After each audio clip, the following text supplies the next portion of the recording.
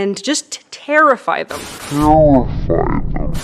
With the possibility of what's going to happen if they don't give you what you want. But hey, that's just a theory. A theory. You are coping and seething. You just can't accept what you're seeing.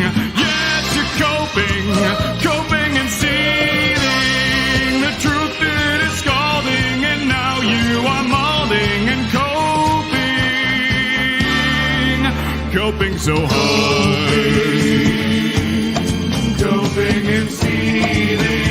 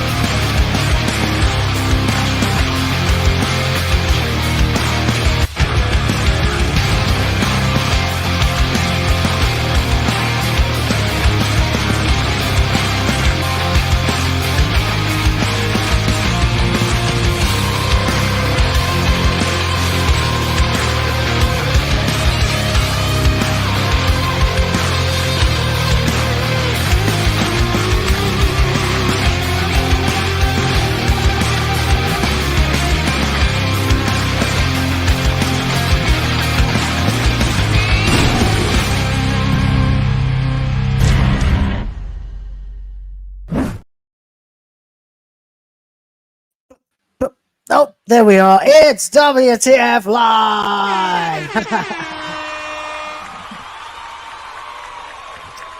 And this is what happens when I don't have time to prepare properly because I'm too busy doing millions of other things and trying to get a video out. But hey, that's the nature of the beast when you're a freaking dirty YouTuber like me.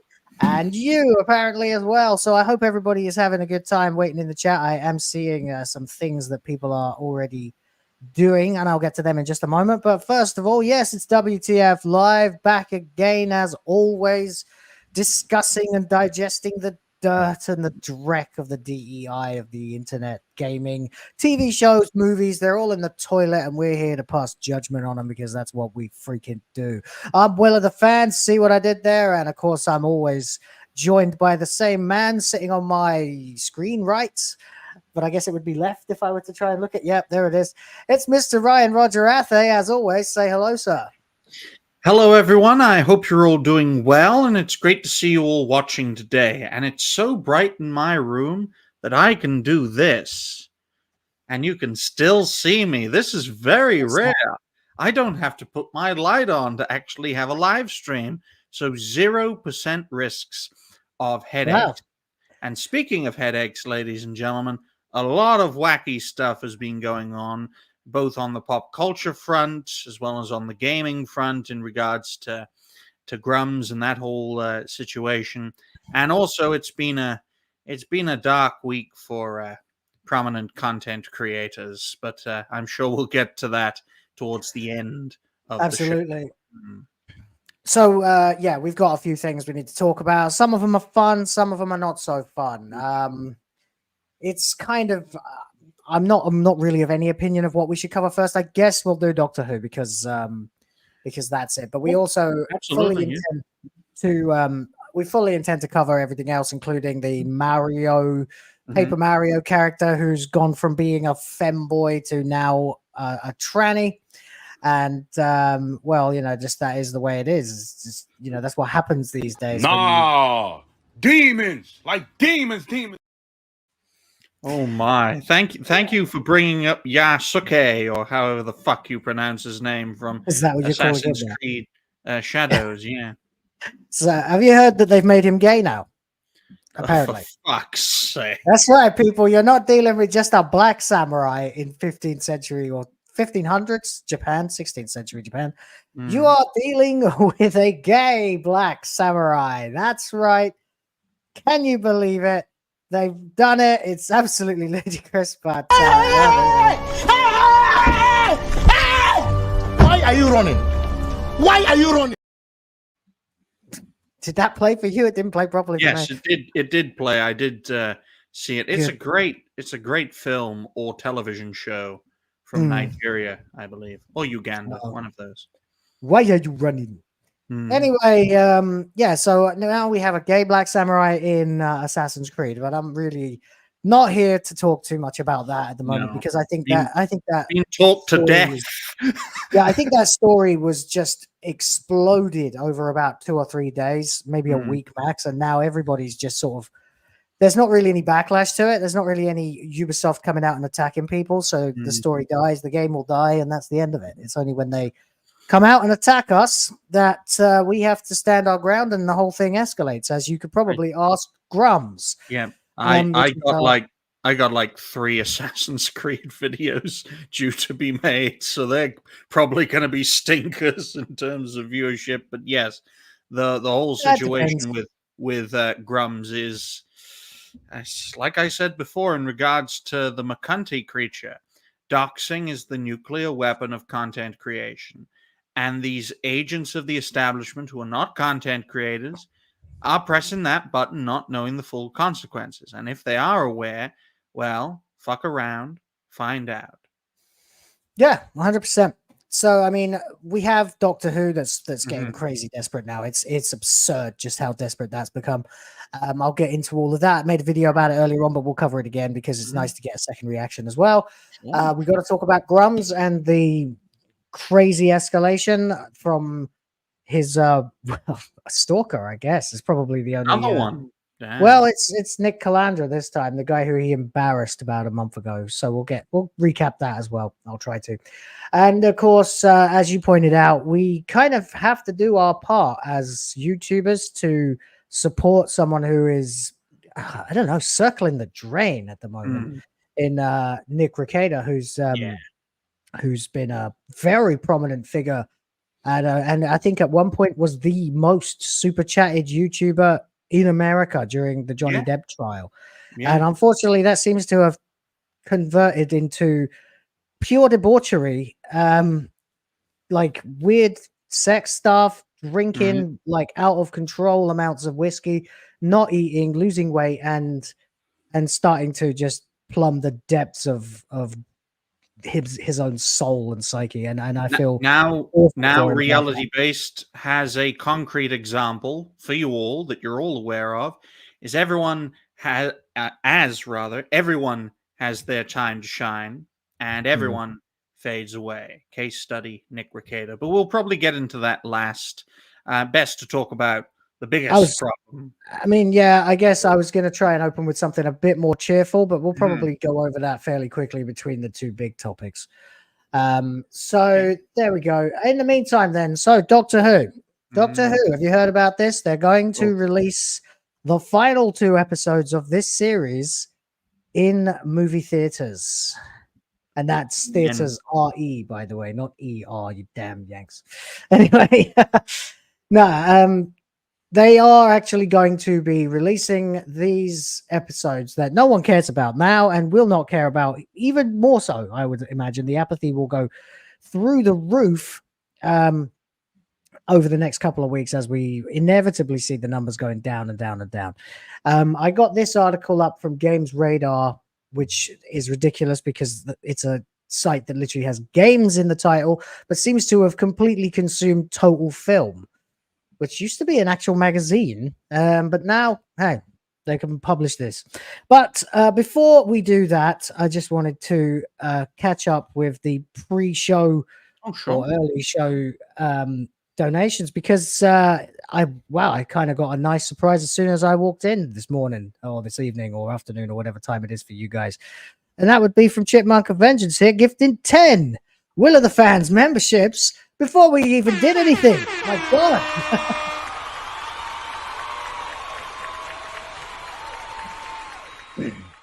Yeah, thank you very much, Chipmunk Avengers. Very much appreciated. And I'm sure the people who benefited from that will be very happy too.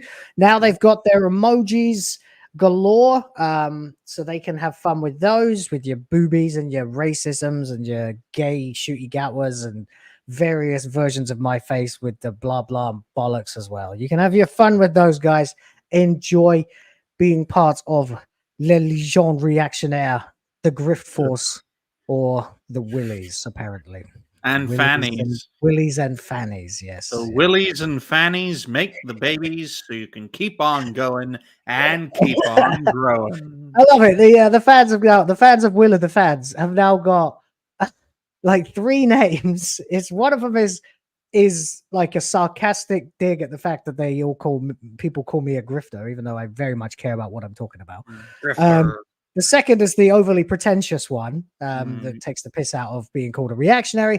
And the third is just fucking total, like, lower school humor. Like, hey, we can call ourselves Willies and Fannies. And you know what? I don't mind. It's fine if that's what you guys want. I guess I got no choice. Anyway, Tracy LLC then followed up 5 minutes in before he even finished the intro with $5. Thank you very much this morning. Have a coffee on me. I will make sure to do that. Thank you very much. Tea for me, I'm afraid. Do you know how much $5 can get you in milk and tea bags? My goodness. Willies and fannies and grifters. Oh my. So yeah, there's that. Also, by the way, I want some suggestions, please, guys, for King of the Fans. You can suggest a TV show, a video game, a movie, maybe even favorite characters, that kind of stuff. I am compiling a list, and we'll have to find some way to ascertain what is the best of a certain franchise. Like, for example, what's the best Zelda? What's the best Mario? What's the best?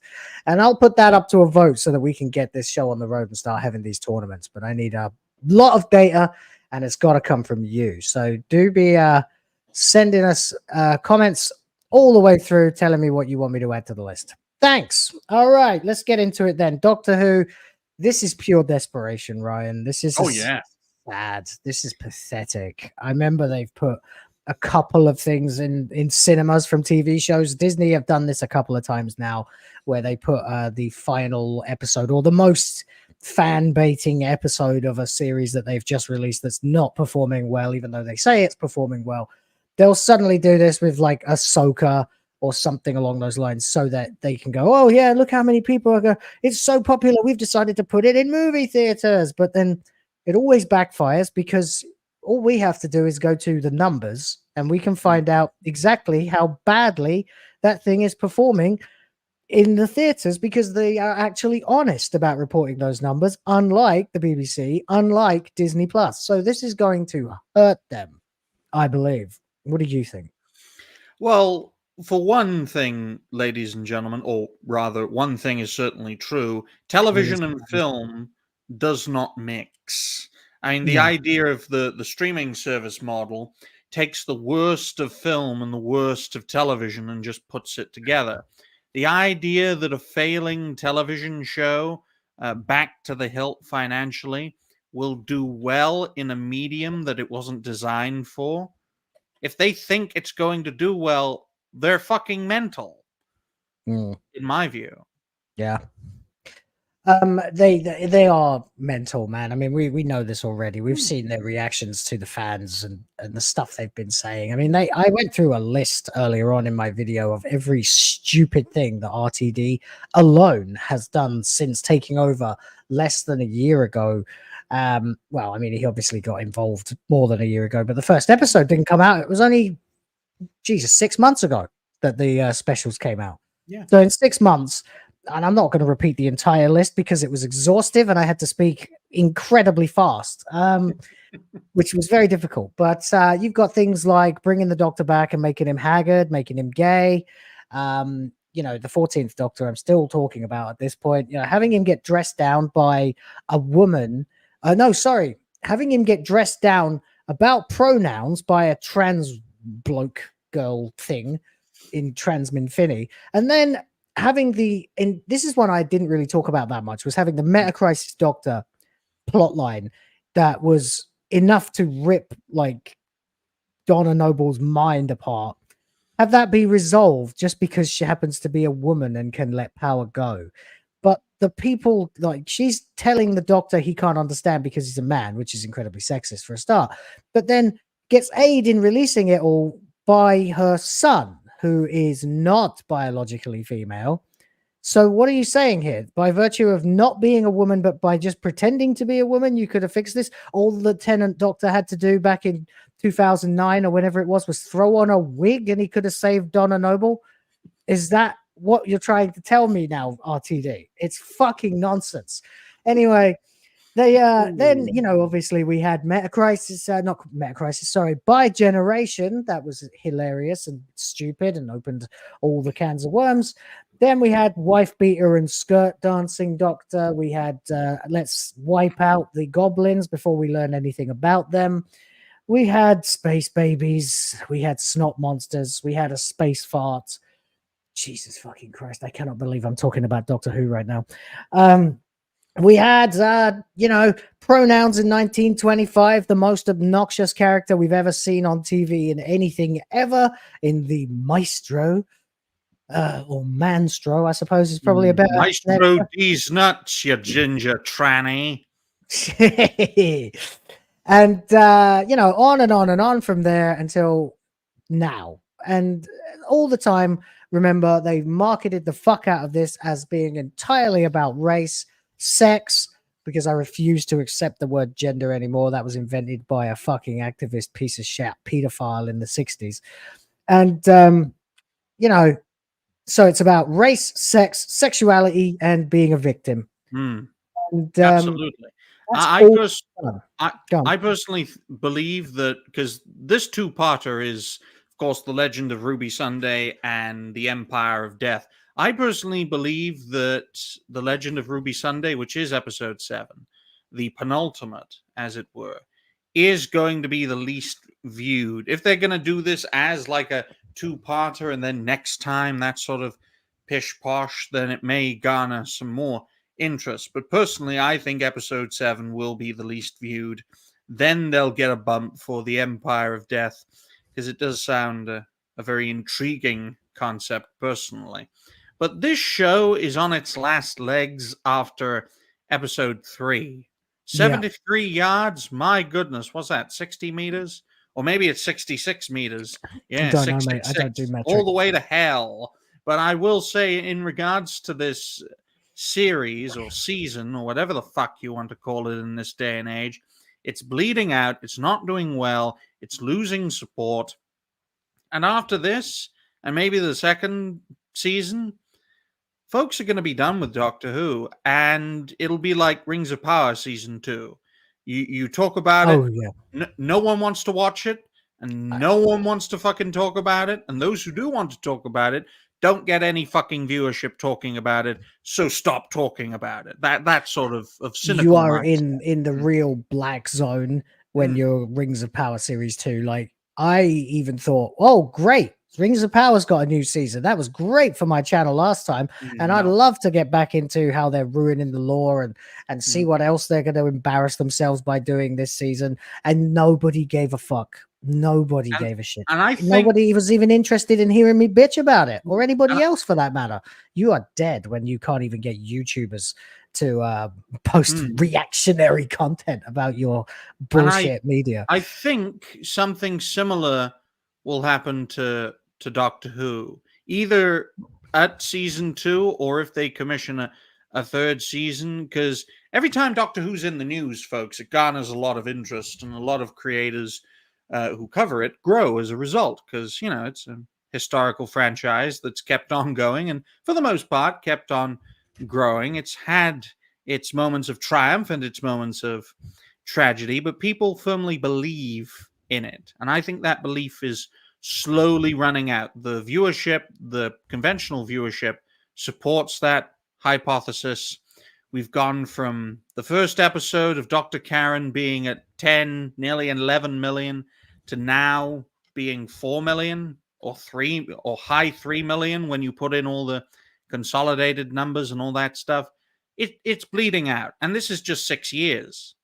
It's bleeding out, and it's going to continue bleeding out until such a time when barely anyone watches for the most part, barely anyone covers it, and those who cover it, and I think this is going to be Doctor Who in a few years' time, and those who cover it aren't going to get any viewership because of the Rings of Power effect, if you want to use that term. Everyone was interested in it at the start. Oh, they're going to ruin this franchise.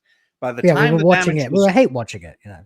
Exactly. Frankly. By the time the damage was done, people are like, yep, seen this before, fuck this show.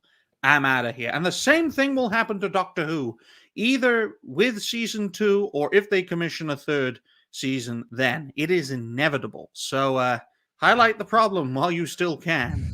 Yeah. Not that they'll listen. They never do. I mean, that's the entire point, isn't it? They would rather just virtue signal and imply that we're all horrible people in one way or another than address the fact that this just hasn't worked.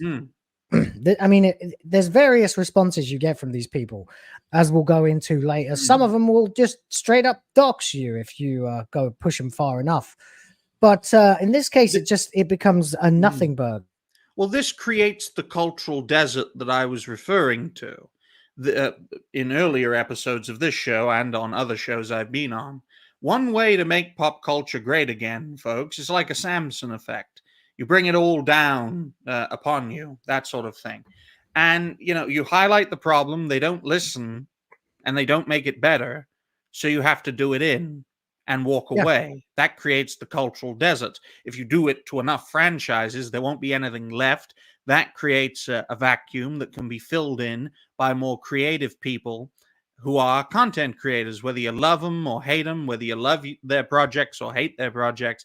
That void will be filled with something new. So whatever you do as a content creator, whether you highlight the problem just as a video maker or a live streamer, or whether you create your own projects to showcase to the world, we are all doing our best to make pop culture great again, whether it's building something new or creating the cultural desert necessary for that new thing to prevail. That's my it's the ultimate thing of this was done artificially to Doctor Who and to everything else. They change it. They have to tick these fucking boxes, these diversity boxes, these race boxes, these sexuality boxes, blah blah blah blah blah. In response, about God knows however many million people have come along and individually and independently gone, what the hell am I watching? What the hell is this shit? This is utter garbage. And then we've all met each other because of that. It's not the other way around. You know, we're not an ideology. We're a bunch of people who still disagree on several key things, but ultimately all agree about one thing, and that is, hey, this X property that I've loved my whole life, you guys are fucking it up. You need to stop or it's going to die. And then they just call you a racist and blah, blah, blah. And every single time it ends up causing the property to dwindle and die. Doctor Who has, I think, outlasted much, much longer in terms of interest, not because of the show, but because of the reaction. I think whereas Rings of Power has become something that's not even interesting to hate watch and complain about. We'll see how it does when the actual episodes start coming out. But Doctor Who is always going to have people who are furious about it because it's had such a long legacy on television and people have spent their whole lives watching it. Now many fans who've been fans since 1963, and I see them in my comments every day. This is tragic for them. You know, they finally, you know, they've watched it their whole lives. They're probably tapping on a bit themselves. And what do they get to see as like the ending? This utter devastation of something that was once really great. Doctor Who and the rise of the Tutsi menace. Exactly. Except I think it's in reverse. But yeah, the point is that there's some things will drive you to like to watch it burn all the way down to ashes just to make sure it's finally gone so we can move on. And I think Doctor Who falls under that category. Whereas Rings of Power came out of the gate as a nothing joke, a meme of a TV show the dislike ratio was more like, I can't think what the word is, more relevant than the actual TV show was. Oh The yeah, a response lot from the more. fans. A lot more viewership comes from content creators lambasting this show compared to the viewership this show actually gets. But in regards to ratings, I know this is an odd comparison, folks, but Family Guy recently had its 22nd season. It's been around for 25 years. It was cancelled for a few years. It was.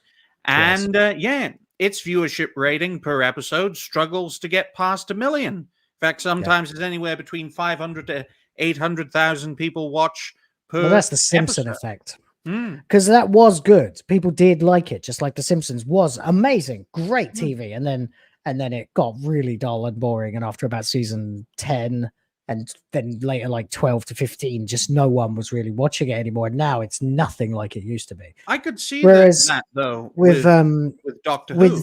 With Rings of Power, it began as nothing anyone actually cared about, and the only interest was the reaction. Whereas Doctor Who has a long legacy of being excellent before these times. So there's still a lot of care and consideration for the legacy of the show that you can't get with the Rings of Power, because it began as something no one wanted. So that's why things like that will fade into complete obscurity, but it takes much, much longer for something like Doctor Who. But I'm seeing more anger about this series than I saw for the specials and for the last two Whittaker series. I mean, I guess Timeless Children. Since Timeless Children, it almost sank down into the mire of complete irrelevance, as in not even worth making YouTube content about. But because RTD came back. But it's also because RTD came back and dangled the dream of it actually becoming good again in front of people's faces, and then shat on their faces quite expertly. That's, I think, why the anger is back. It's resurging. It's a new wave of people who are waking up and realizing this is never going to get better. It's just going to keep insulting them. And that's why we have to keep talking about it, because it deserves a funeral. They lost 6 to 7 million views in 6 years. That's an average loss of 1 million views per season. If it keeps going like that, in half a decade, there won't be anyone watching Doctor Who or Disney Who or whatever the fuck you want to call it. That's why I personally think this show won't reach the 70th anniversary still on the air, based on that previous model. When you lose an average audience of 1 million a year from 2018 to 2024, from nearly 11 million to now the high 3 millions, if you just use the consolidated ratings, that's a lot of people. And if it keeps going like that, it's fucking over. I mean, like I said in the last episode that we did of this show, and also in the video that I put out a couple of days ago, the lowest overnights or consolidated, I guess you could say, on record is the Sylvester McCoy episode, The Battlefield Part 1, but with 3.1 million. But that was in a time when there were no alternative platforms. All you had was there were some other methods of watching it. If you you could record it and things like that. But basically you only had one way to see it. And so that actually shows a considerable larger amount of interest than we've actually seen for these episodes, for Boom and for just any of them, because the consolidated is people who are willing to be in the place at the time to watch it. And plenty of the Doctor Who fan base are still very much that kind of traditional watching. Like I said, it's event television. People would enjoy sitting down at the right time, watching it live when it broadcasts, being part of the discussion on Twitter, during or after. That doesn't exist anymore. The interest is gone. And so they've got to do stupid things to try and drum up more interest, like putting it in freaking movie theaters, which is a terrible idea, because no one will go. There's not going to be anybody going to see this in the cinema. Only absolute simps for the message will ever go and actually watch this in a cinema, and they'll only be doing it out of support for the agendas, not because they want to see the story. It's just not going to happen. it's never going to happen. When did did they put they put the 50th anniversary in theaters, I think, right? Or was it the 60th? I can't remember. I don't remember off the top of my head, but in regards to the 50th anniversary, that's close to peak Doctor Who. So it would make sense to do that. You know, it's a big, momentous occasion. It's riding high. It's not struggling at all. There'd be a reason to do that. But every time Doctor Who has entered the fray when it comes to the movie rather than the television, it's far more difficult for it to succeed. Of course, we're all aware of the 1996 TV movie, which is a sort of a hybrid. No wonder it didn't work and kept Doctor Who dead for another 9 years. But then you've got like the older movies, which are quite quaint when you look back on them. Although most of early classic Who was quaint before the Daleks, because it wasn't fucking working. You watch documentaries about that early period of Doctor Who, and before the Daleks, literally nothing fucking worked. There were only 5 episodes before the first Dalek episode, but that was the first serial, which was where they went back to caveman times, and nobody really expected that. Or looking back, people have said, you know, that would be a strange thing to do, to have a show about time and space travel and then just immediately go back to the dawn of man. Like, instead of going to another planet or something. That's why they brought in the Daleks, and Terry Nation did that and basically saved the show. Yeah. I mean, the Daleks saved the show. The whole concept of Doctor Who to someone who's uninitiated in the early 1960s, it's fucking batshit crazy. So is Star Trek. Mental. That's why it didn't last. It lasted a few seasons, and then you had an animated show. It was revived, of course. Yeah. Exactly. Star Trek got revived, just like Doctor Who ended up being revived. Yeah, basically. But the difference with Star Trek, and the reason it was able to continue, you know, it would go, a series would end, another one would come along in a couple of years, is because they established very quickly that you could have a next generation. You could have an entirely different cast with the same mission and tell stories in that. And that works for Star Trek. But with the Doctor Who universe, you need the Doctor. So it has to have that one long continuity of one character, which is why the Doctor eventually went from being, you know, the secondary character to absolutely the main character, even though you're supposed to really see the companion as the more relatable one. But now this is one of the mistakes RTD made originally as well, was focusing a little too much on the Doctor. Some people, I mean, I loved it back in the day, but now watching it back, I'm like, yeah, you know, this did kind of kill a lot of the way that the show was framed originally and why people liked it.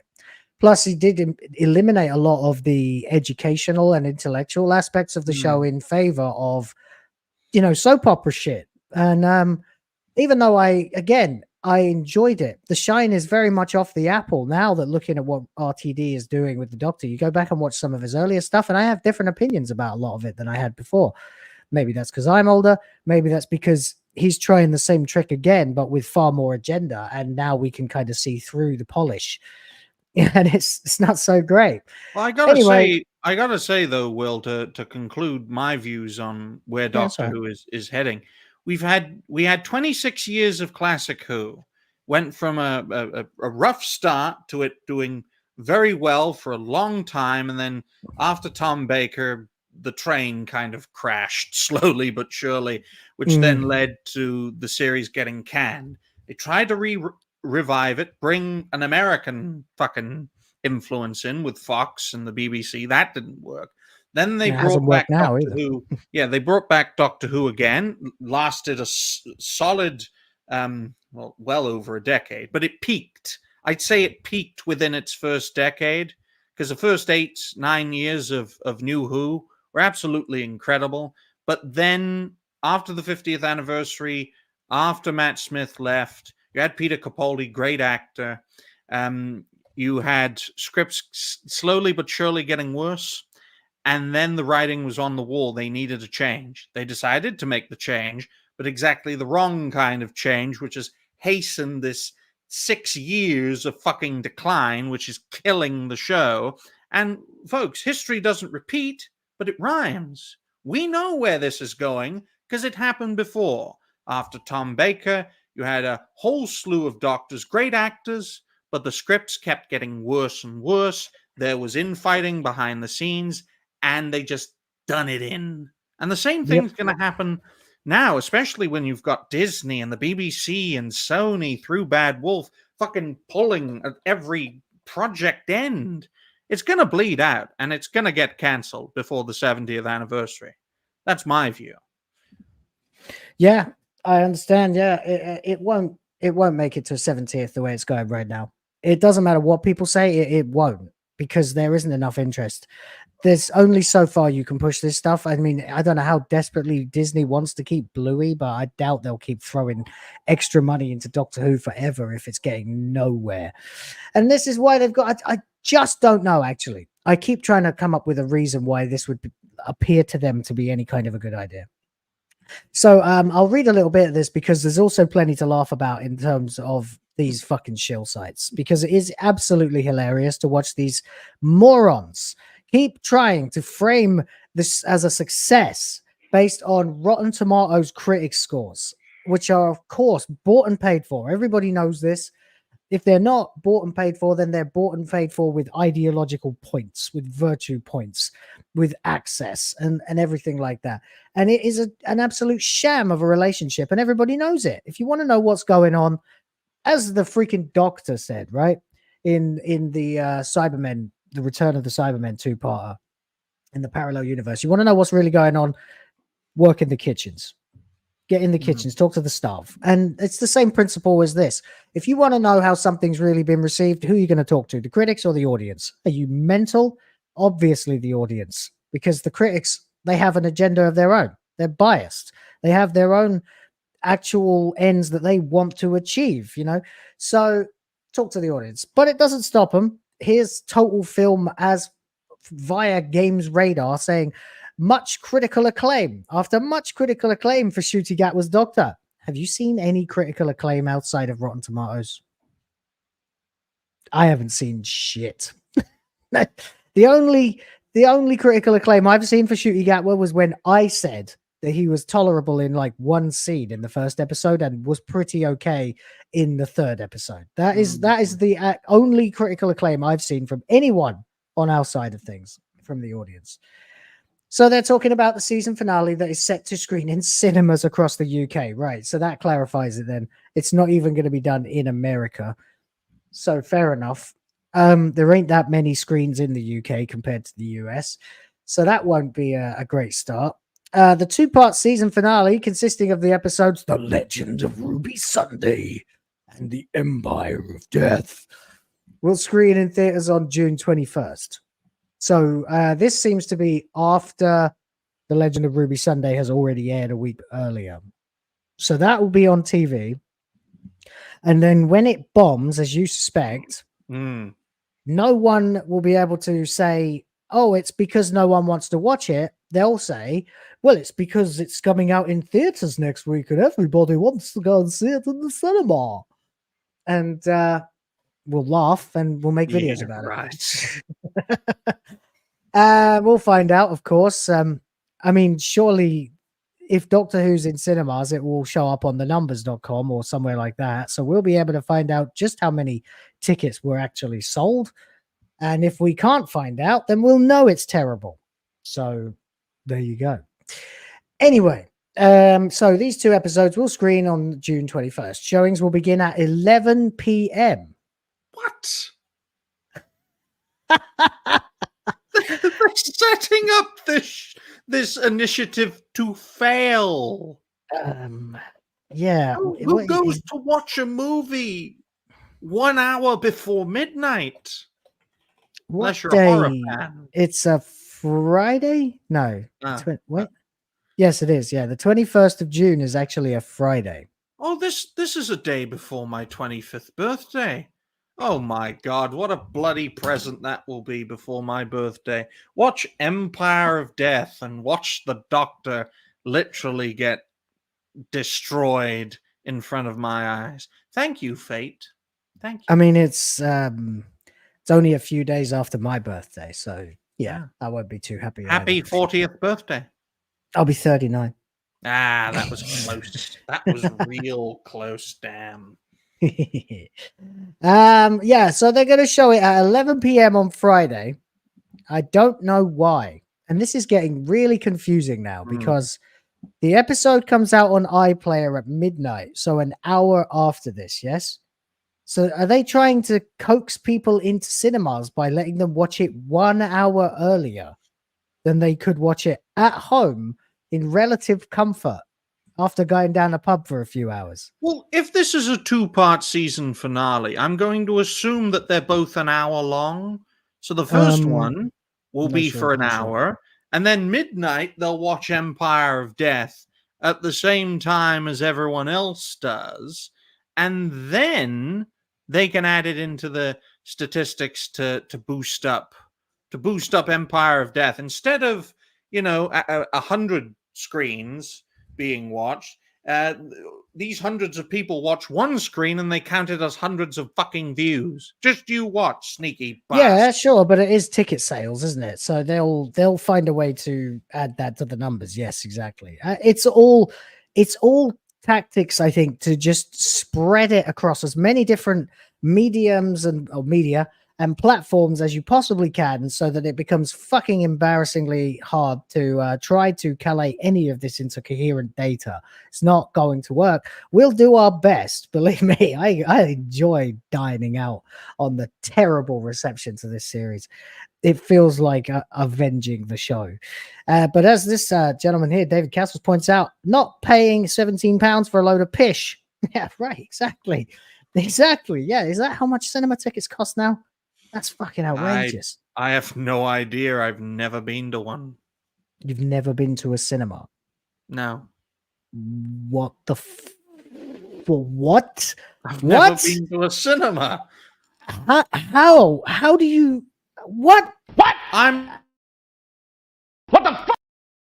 I'm not a movie and television fucking content creator reviewer. What are you? I mean, you did talk about entertainment and media, so I would have thought you'd have been to the cinema. All I do is highlight the problem with things I enjoy. I enjoy Assassin's Creed. I enjoy Doctor Who. No, you're a gamer. Yeah. I just highlight the problem. Oh, I see. Watch as much as I can. Oh my God! Wow! Okay, fine. Yeah, whatever. Hey, you know what you're talking about at least, so there's that. But I just can't believe you've never been to a cinema. That's shocking. What the people in the chat saying? What is Ryan? That is a complex question. Oh man, how can you have never been to a cinema? You've got to try it once. It's great fun. With all the films being released that are utter gobshite, no thank you. You had Dune 2. You had Dune 2. You could have watched. That was good. I went to see that in the cinema. Watch giant worms wanking each other off. No thank you. That story is not really about giant worms. It's about political dynasties and also the ability to turn someone into something more than they actually are, to propagandize someone into like almost being deified. It's kind of a commentary on the Messiah complex, which it's very interesting. It's very good. It's a lot of fun, and it was really well made as well. But there you go. Yeah, I can't believe you've never been to a cinema. That's sad, man. You got to do it. This isn't the first time I've said that. I think I've said this on Saturday Night Hypnosis. This was probably I must have not been on that episode. Yeah, it must have been during your exile when you were busy moving from one shithole island to another shithole island in your shithole country. Yeah. That's shithole island. Yeah, that's a really nice way to put it.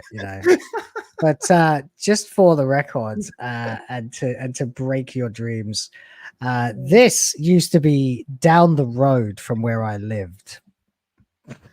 Oh my, look at all the shit on the floor, folks. Look at all that yellow shit. My goodness. It's white, actually.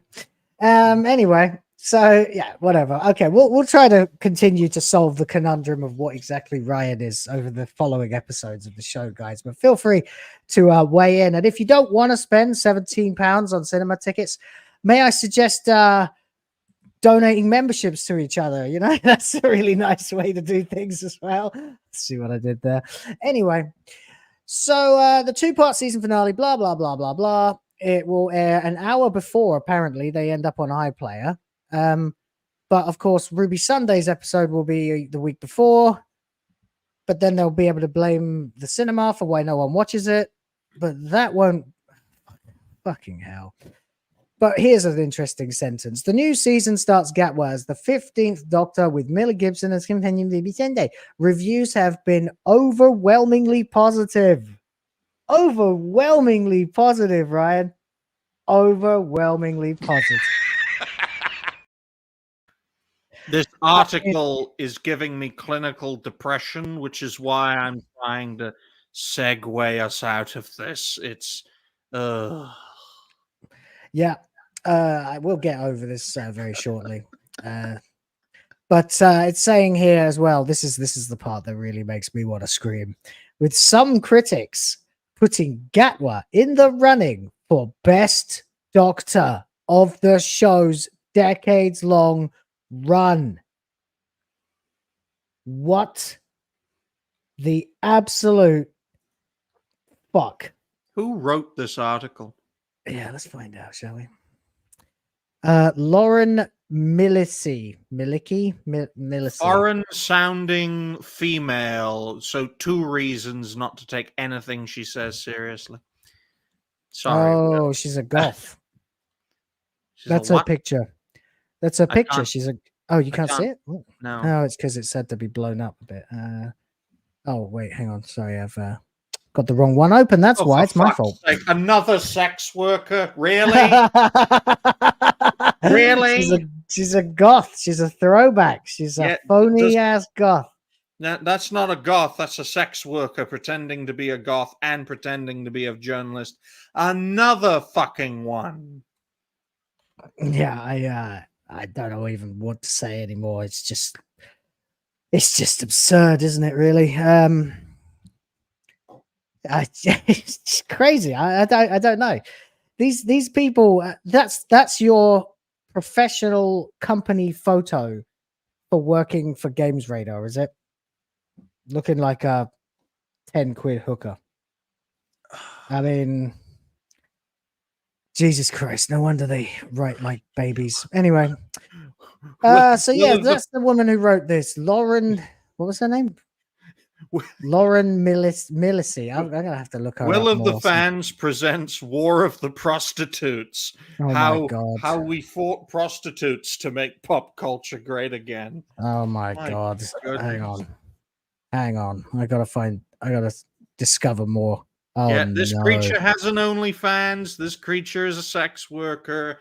This creature probably dances on Twix for $5 an hour. She's got an Instagram.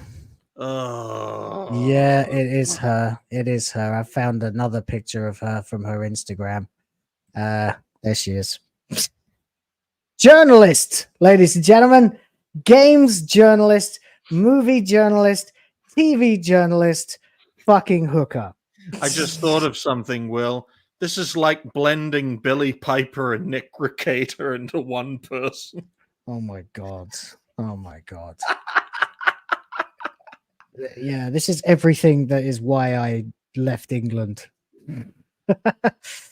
Okay, so there you go. So we've got this website that came up, and actually it took me a little while to get to it because I couldn't go there via the Twitter link. It told me it was illegal to go there in the Philippines.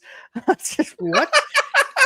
It did. I swear to God. Let me see if I can find the there's a tweet. Watching a show with a black lead? This is illegal in the Philippines. Well, you know, it's actually kind of interesting because they had their annual Miss Universe contendership yesterday, which I think I've made mention of before, is a big deal in the Philippines. They are really serious about this because I guess it brings a lot of money and attention to the country. So fair enough.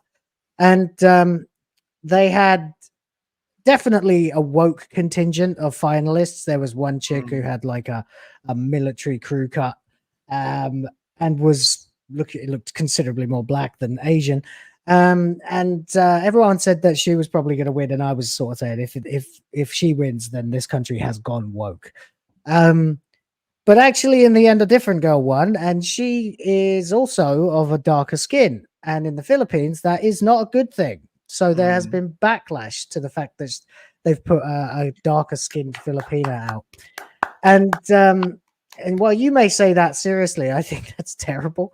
But I also think, or rather, Mrs. of the Fans said they're probably picking these people because they know they're going to go out and compete in other countries where DEI is very, very important, and they want to secure the best chance that they can have. So there you go. More cynicism, more bullshit. Here's the link I clicked.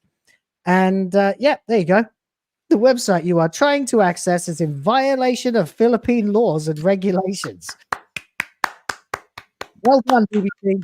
Well done, because the actual URL of the site itself is doctorwhoincinemas.co.uk, where you can book tickets to go and see this if you want. I wonder Philippines. I wonder if we can find out. Well, it's not going to be in Cebu City. I have no idea where that is, Will. Oh, it's close to me. But yeah, no, I'm not in the UK, so I can't actually book tickets. But it would be interesting to see if we could find any kind of record of how many tickets have sold, because this is, again, the kind of thing that they would absolutely be advertising to hell if it was doing well. You would think that, I mean, they had a countdown for the tickets going on sale. And now that that's ended, they've got a countdown till it actually happens. Do they really live in this other reality where people care about this? Because it's I just don't understand it. How can you be so much of a zealot that you can look at losing 80% of your audience in the last few years and still be happy with what you've got left? Why would you not desperately try to get those people back? Perhaps, and this is a theory, folks, and we all know how dangerous that is.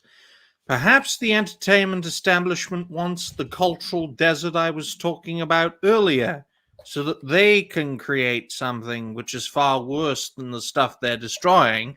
But since there's nothing left, because, of course, cultural desert, what they create in the future will be generally accepted. That's why these franchises, one after another, are being destroyed. But of course, like all establishments, whether political or entertainment-based, they underestimate the will of the people, and they underestimate the power of technology, because most commanders and leaders in the fields of entertainment and even politics are very old people who aren't really in touch with the current day.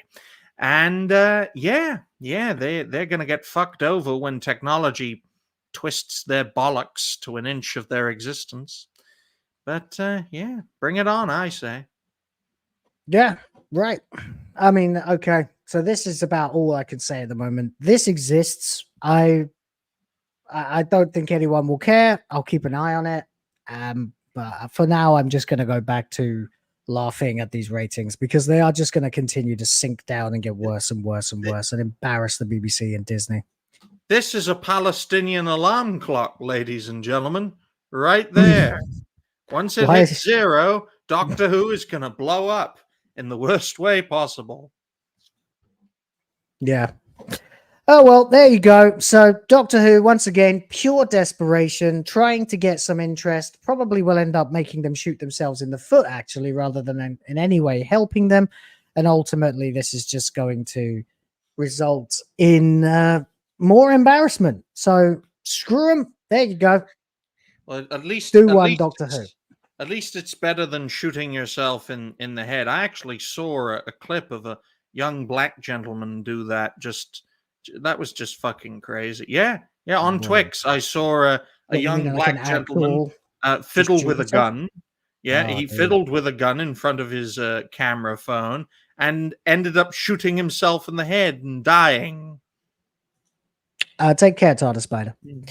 That's fucking bleak. I saw a clip, some years ago on the internet. It was in a courtroom. Some dude just blew his brains out in the middle of it. And This is one of the reasons why I always say that it's important to be able to continue to keep an idea of what is real and what is not real in your mind, which a lot of these leftist zealots can't do anymore. Because when you see something like that, it is nothing like watching it in a movie. You can play 17 straight hours of Mortal Kombat on whichever of the modern ones from 9 till now, and you will see some horrific, deplorable violence. But if you then see one clip of actual real violence and death, it's a totally different part of your brain that gets accessed. It's horrifying, honestly. So yeah, people need to realize what they're doing before they get people hurt, as we will get into shortly with the GRUMMZ. But before that, let's talk about the most, well, I don't know, it's two pretty bleak things to be discussing, but we'll talk about Nick first, because it's pretty worrying what's going on with Nick Rekieta at the moment. So as we talked about, and this is serious shit, guys, so don't anybody go anywhere, because this is usually in regards to my niche, folks, because my focus is content creators, whether it's having good talks with them, seeing how people rise, seeing how people fall. And we now have a concrete example, whether we like it or not, of a prominent content creator who nearly tripled the size of his audience in a single year from November of 2021 until November of 2022 as a result of coverage of the Johnny Depp trial and the Kyle Rittenhouse trial. Over the course of the last 2 years, he's slowly been bleeding out support because he doesn't cover the thing that got him to where he is today, which is one red flag right there. If something made you, you've got to keep talking about it. Well, he's a law tuber, you know.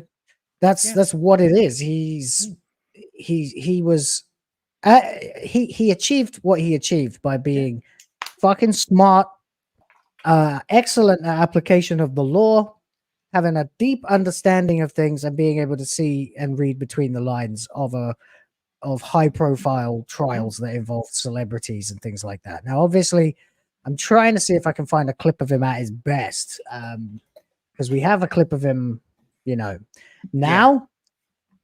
Well, but while you're doing that, though, folks, there are some folks in the chat who have no idea who Nick Rekieta is. So I'm going to do what I used to do a lot when covering content creators. All right, you go ahead.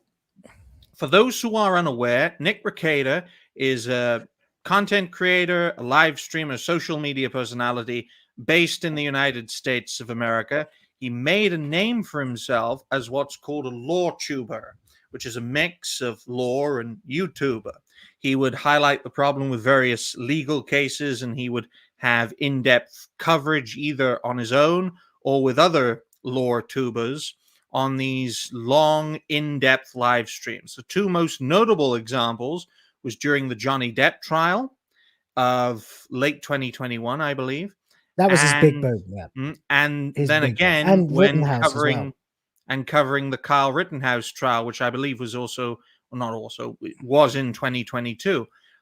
Yeah, there were two big ones. It was a huge year for him. Before those two, he had the support of about 200,000 subscribers. After those two cases, he had 480,000 subscribers. And ever since, over the past 2 years, he has lost 30,000 subscribers. He's bound to lose more as a result of the recent controversies. And folks, do remember this image, because this image is probably from 2 years ago. Because what you're going to see is a broken man who is fading away, which is why I don't like, even to this day, I don't like growing too quickly, because this man grew too fucking quickly, and he paid the price for it. He got all these deals with Locals and Rumble, which are other platforms, exclusive deals and all that, had at least 7-figure sums in terms of money per year for a good 2 years, and it's all gone to his fucking head. And if you look at the paintings behind him, that's a great example of what done him in. Unfortunately, you can see, I don't necessarily want to just go straight into the just a second, into the clip that we've got, because I want to try and find a picture of him to compare with the one I've got there.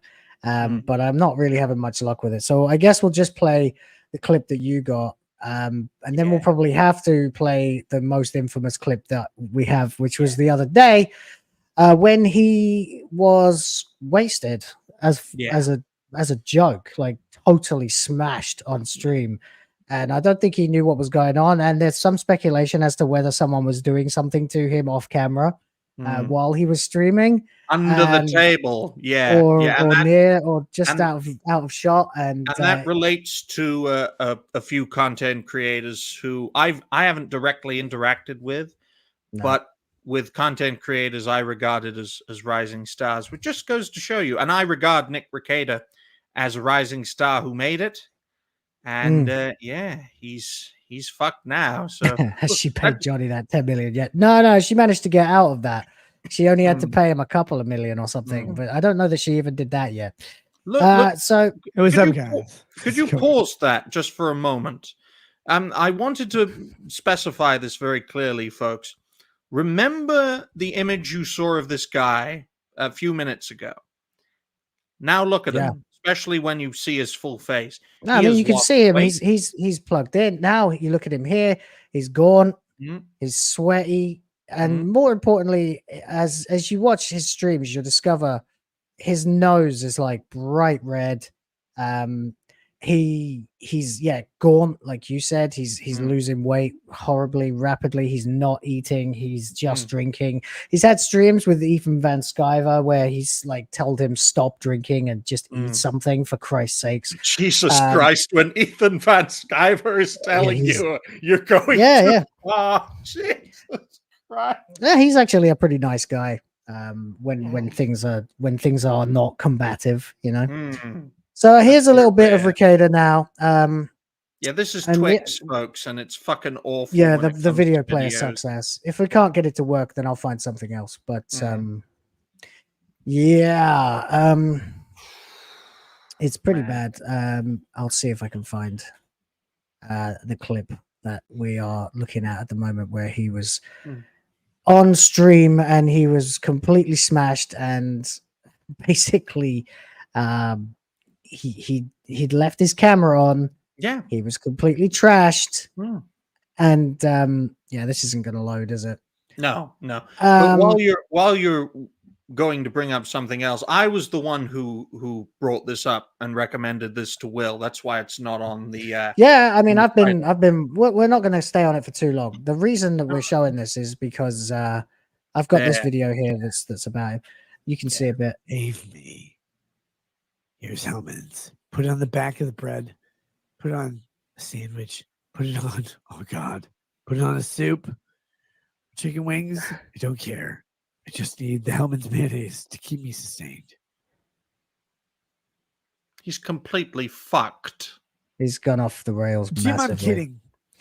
He's gone off the rails massively. So the point we're doing by raising this issue is kind of hoping that some people who may be concerned or maybe have experienced this with someone will get involved and join the growing swell of YouTube viewers who are trying to reach this guy and explain to him that he needs to sort himself out and get some help, because I've seen this sort of thing happen to people before. We were talking in our Saturday Night Hypnosis chat about it. It turns out almost all of us have got like a relative or someone that we're close to who went down the drain because of substance abuse and various things.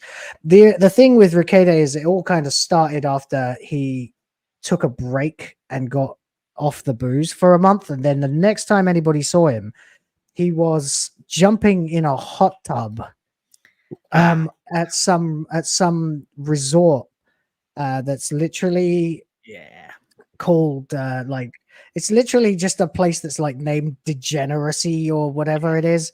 And he's there with like a bunch of other YouTubers, one of whom may be the person who was out of shot in that other clip. Yeah. He's here. You can see him in this hot tub with them. Oh, damn. 2 years ago, man, I did a video this was praising 2 3 of the months people ago. there. This was 3 months ago. Jesus Christ. And now he seems to have fallen completely into debauchery and sin, and he's drinking himself possibly half to death. He's looking a bit yellow. His nose is bright red. He's got no weight on him. Importantly, he's got absolutely no weight on him whatsoever. So you're looking at a guy who at his peak was, as we can see, very switched on, very alert, very plugged in, and doing great work, like, you know, for justice. Just let me put this on the screen again. There you go. You can see he is alive. He's well. He's no, I'm not a Christian. When I say sin, I just mean like the way people Decadence, talk about corruption, debauchery. that sort of thing. Yeah, that kind of thing. That I'm not a brings Christian. up a very serious point, Will, because at his peak, Nick Rekieta and his channel Rekieta Lore on YouTube was in the top 3 to 4% of all content creator channels on planet Earth. He had his time to shine. Now he's fading away as a result. And if it can happen to one of the prominent content creators who was on point for years, who stood the test of time, who didn't have any bleed out throughout his creator journey, to go to this, if it can happen to him, it can happen to any of us. Any content creator. The 2 that were brought up in the hot tub went from nowhere to everywhere, moved from Twitch to YouTube, and gained the support of low tens of thousands of subscribers, and they would be considered mid-level content creators. If it can happen to them, if it can happen to Nick Rekieta, who had the support of hundreds of thousands, like nearly half a million, can happen to anyone. If you are all inclined, check his channel out. Try to, if you're worried about him, we're just boosting the signal. This guy is not doing so well. It's if anyone wants to try and help him, you're welcome to. We think somebody really needs to help this guy, and we just wanted to raise the awareness about it because it's very, very worrying. Success can be absolutely crippling to your life, your marriage, your family. It can all collapse. So there you go. Now we'll move past that, and we'll get on to another person whose life is under attack, and that would be our, I guess, friend. We both streamed with him Chinese before. associate GRUMMZ has been attacked by a whitey. Taiwanese. Same thing. Well, you try telling them that, and I guarantee you'll get punched in the face. I guarantee you'll get punched in the face if you try saying that to a Taiwanese person. So anyway, GRUMMZ, aka of course Mark Kern, who is formerly of Blizzard and WoW, and is doing Indiegogos to make games, but also more recently has become infamous for effectively the leader of Gamergate. And Gamergate is something that has been going on for a decade, but it died a while back and then resurged this year, surrounding mostly Stellar Blade. Was that really the kickoff of it? I can't actually remember anymore. So many things. It wasn't. It was Suicide Squad, Kill the Justice League. That's where it started. In regards to GRUMMZ, he after Cabrutus created SBI Detected, GRUMMZ sort of came out of fucking nowhere from my perspective. He literally came out of nowhere because I hadn't heard of him. I was unaware of his record and his history, which is very distinguished from a gaming perspective. But it's as if Cabrutus lit the fucking fire without realizing it, and GRUMMZ, considering his career and his experience, fanned those flames to try and make gaming great again, and other content creators, as opportunistic as we are, capitalize on that fanning to not just our benefit, but to make pop culture great again, to make games great again, and to make video games journalism great again. So I mean, it's not possible to make games journalism what it was ever again. But you can replace it with something else. Will. Tell that to Smash JT. Yeah, I mean, I very much admire what Smash JT does. I think he's a lone voice screaming in the void as a actual good journalist. And there are a few more. Yeah, there are a few left, but it won't be like what it was before, because as soon as it got digitized, it also got corrupted. So there's that. And and many people who watch this channel for like media content coverage, etc., probably don't know too much about Gamergate. So the briefest of brief histories about Gamergate is effectively that in about 2014, the antagonism from the games journalism side of things towards the gamers had hit the absolute point of no return, when websites like Kotaku and Polygon were just writing hit pieces about their own customers, about toxic this and misogynist that, gamers are sexist and blah blah blah. Several women rose in power and influence in the industry at the time, like Anita Sarkeesian, who was just going on and on and on about feminism and crap. And then of course Zoe Quinn, who basically shagged her way into prominence in the games journalism space and had a shitty text game that she had made that became like treated as if it was the second coming of gaming Christ. It was a nothing burger of a game, and they treated it like it was God itself. So no, it was trash, and this resulted in backlash from gamers, which they then reframed as a hate campaign against women, despite it having nothing to do with that and actually being about gamers demanding a better quality of journalism from the industry. But because they were able to scare everybody away a decade ago by calling people racist, sexist, and all the other names that we get called by people who like Doctor Who, for example, you know, the gamers basically backed down. They lost an information war because they weren't able to organize. They weren't able to galvanize themselves into something coherent. And when this came up again, when Suicide Squad came out and they besmirched Batman, they besmirched Kevin Conroy, who was the voice actor of Batman in the animated series, as well as that game and all of the Arkham games as well. And he was recently deceased. It pissed gamers off. The backlash came from the journalists who began calling for gamers to be shut down again. And then Cabrutus decided that he was going to do a bit of digging. We all started to realize this company, Sweet Baby Inc., was prevalent in a lot of games that had gone down the DEI rabbit hole. Spider-Man 2, as well as Assassin's Creed Valhalla. You know, you're having Black Norse gods in God of War Ragnarok and stuff like that, which again, not about race, about the politicization of race. So we end up in this situation where Cabrutus creates a Sweet Baby Inc. detective group, and the employees of Sweet Baby Inc., backed up by Kotaku journalists, begin harassing and trying to dox and attack gamers. Enter GRUMMZ, who basically becomes kind of the leader of the movement. If Cabrutus is running DEI Detected, GRUMMZ is handling everything else for the Gamergate 2 offensive that we represent as well. I certainly do, at least anyway. I'm firmly Gamergate.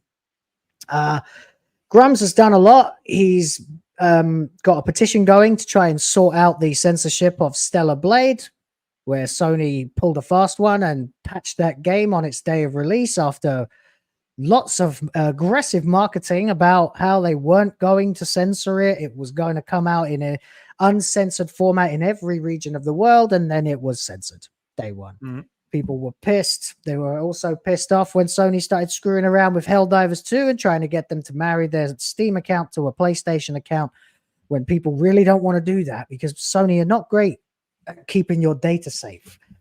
So, you know, all of this, GRUMMZ has been there and basically has taken the brunt of the shit from the psychos in the gaming journalism space. Of course, we know all about our good friend, Alyssa Mercante, who is an absolutely insane harpy of a feminist activist posing as a journalist, also a cam girl, very much like the woman who wrote that Doctor Who article that we were just reading a little while ago. As I said, war of the prostitutes. Yeah, We're taking on bimbos and prostitutes and male feminists. We're taking on weakness, ignorance, and cowardice when the only way to beat them is through strength, intelligence, and courage. Jesus Christ. There's Alyssa, and she made it her business to target and basically harass the hell out of Mark Kern, who's aka GRUMMZ, but that's the real man. He's been doing this for years, by the way, but it was only really when Elon Musk bought X and freed it from the oppressive tyranny of the federal censors that you were able to actually build a following by talking about the death of gaming. It had been so completely suppressed by the left that you couldn't say shit on X. That's why I didn't even have a Twitter account for years. I just didn't use the platform at all until Elon Musk bought it, and I decided to get back on the platform, but as will of the fans rather than whatever I was before. And it's night and day. I mean, we don't need to go on and on and on about everything Elon's done for X, and it's not perfect, but it is a lot better than it was. However, as it turns out, we probably were wrong 10, 15 years ago to start listening to these activist lunatics when they said they wanted to get into our industry, our hobby industry of gaming, because you expect a certain amount of decorum and human decency from people who want to enter your hobby center. Unfortunately, we weren't ready 10 years ago for what the universities were producing, which is utter fucking maniacs, people. Utter maniacs. They have no morals, no ethics. They will do anything to further that agenda. This is why we end up with the cycle of die, the cycle of DIE, as I call it. And then it got conveniently changed to DEI, and if you mention that, you get shot down a peg or two. I've actually seen that happen. A lot of content creators, prominent ones especially, want it called DEI simply because of the fact that you can ride the algorithmic wave with it more. And look at that, folks. Very Christian, isn't it? And you got the cross, looked like a fucking bisexual mother, crazy eyes, of course, and painted on eyebrows too, because Jesus Christ, that fade is worse than my hairline. That really is saying something. But yeah. So anyway, the point is that this has got worse and worse and worse throughout pretty much all of the history of engagement with these radicals.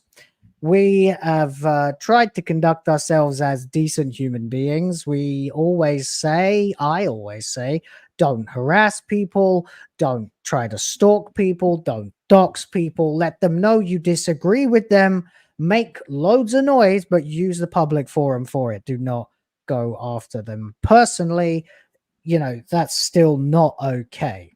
But several people have recently begun escalating things to next level in terms of harassment. And it's hilarious because, of course, as I said, Gamergate was a loss for gamers because they were permitted to reframe it as a harassment campaign. If you go on Wikipedia, in fact, fuck it, I'll do it.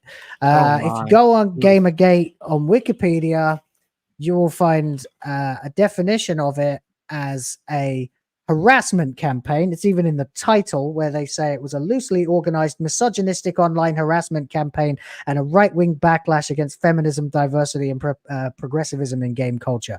That's not true. That's not true at all. That's absolutely false, because you can see what Gamergate actually is if you go to its own wiki that exists as well, which takes a minute to find, so you'll have to bear with me for a second. Well, while you're looking for it, I must say that GRUMMZ looks like a Command and Conquer character in that picture. He does, doesn't he? He looks like he's going to give you some instructions to go and invade some base or something. My goodness, the Brotherhood of Chinese Nod. My oh my. Got the Republic of China, the People's Republic of China. My goodness, how many Chinas are there? Damn. You're just trying to wind up the people in the chat now because they don't agree with you at all. Because I find it funny. Yeah. I like making low IQ Americans angry. Well, I like my channel to have an audience, so hold back a bit. Got to slow you down somehow, Will. Ryan, don't make me choose between you and them. You won't like the outcome.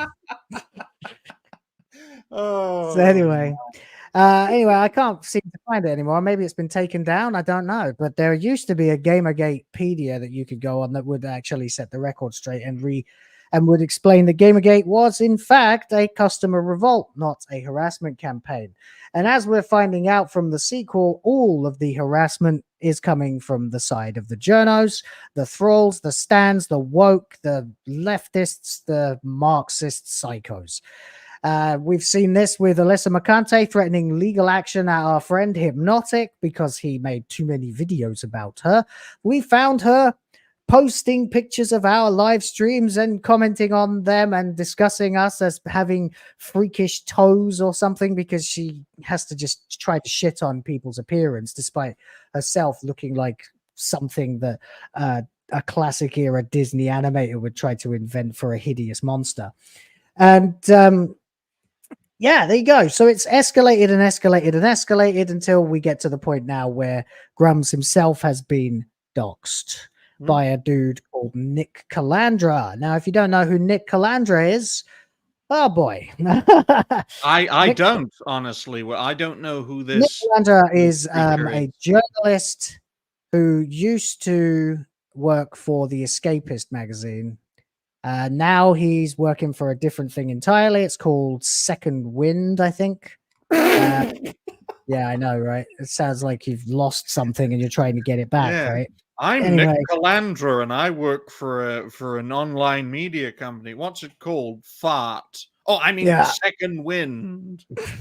So basically, about a month ago, what happened was effectively Nick Calandra was duped because he's got a serious hate boner for GRUMMZ, for Mark Kern.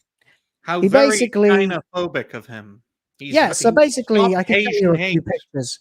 Between Gigabear and GRUMMZ, they were able to effectively cook up this fake conversation between Gigabear and a person called Rustinale.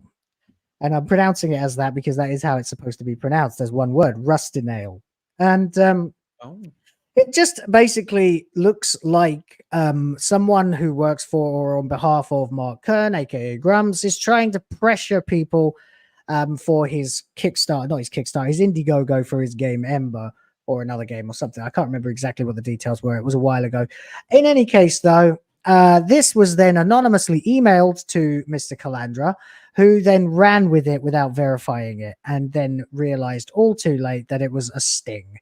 And in essence, what happened was GRUMMZ had invented the person Rustinale as an anagram of Jeremy from the Quartering's term for journalists, urinalist, which is a brilliant term that I love very much and have been using for years. So yeah, basically it all came out.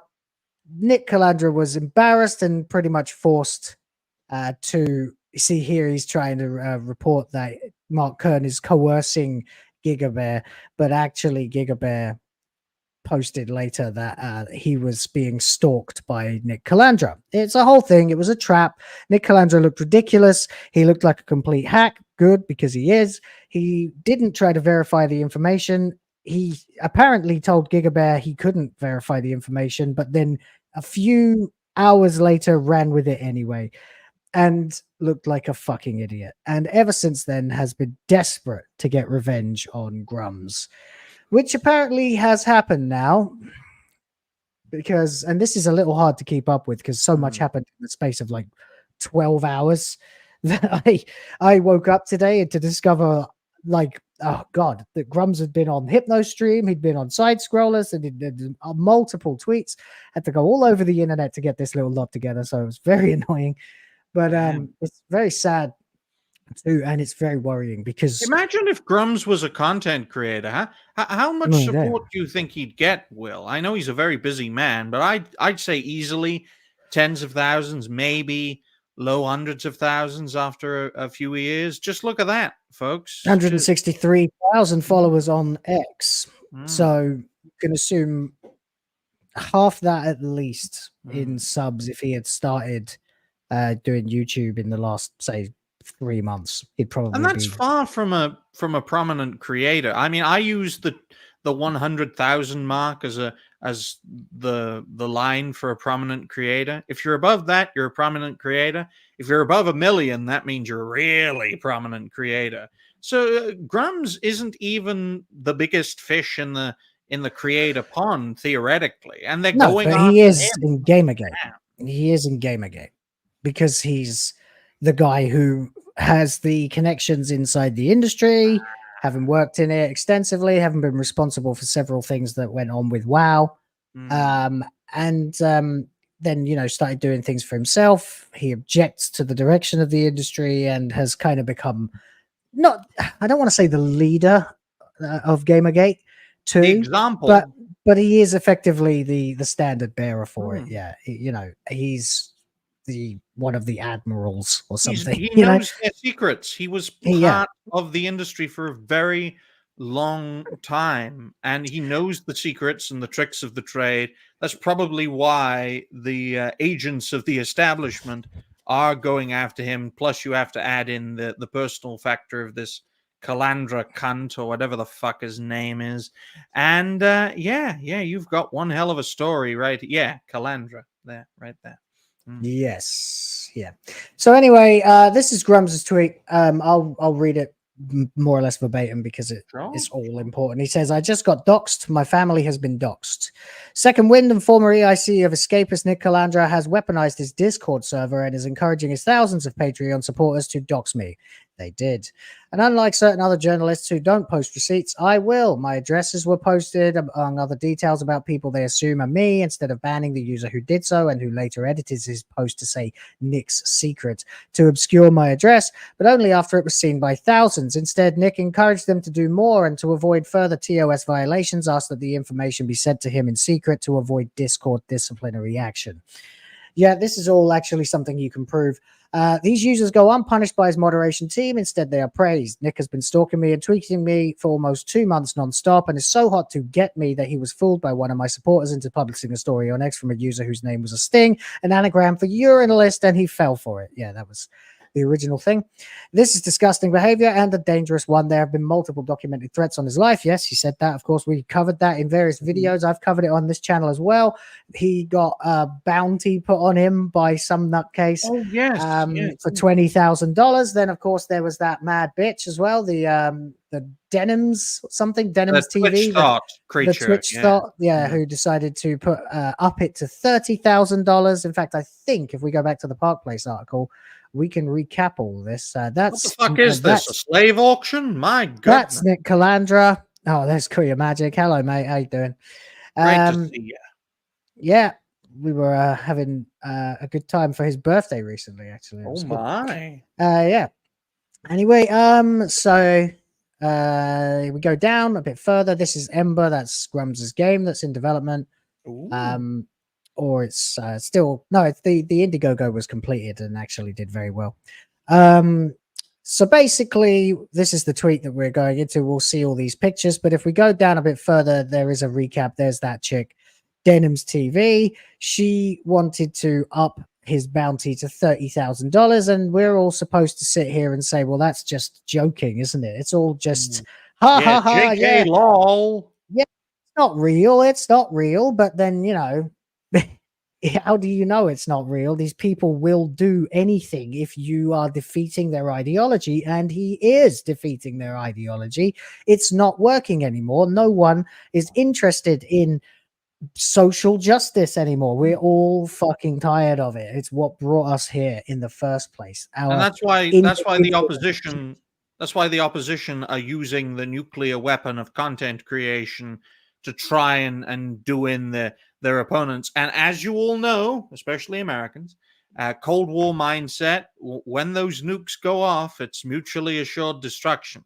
So as we saw with Smash JT and the Mercanti creature, when the Mercanti creature did it to Smash JT, someone felt obliged, who was either, you know, someone who didn't like Mercanti or someone who did like Smash JT, did the same thing back to her. It's mutually assured destruction, just like nuclear warfare. And I'm sure that very soon the same thing will happen to this Calandra cunt, and he will bitch and moan till the cows come home.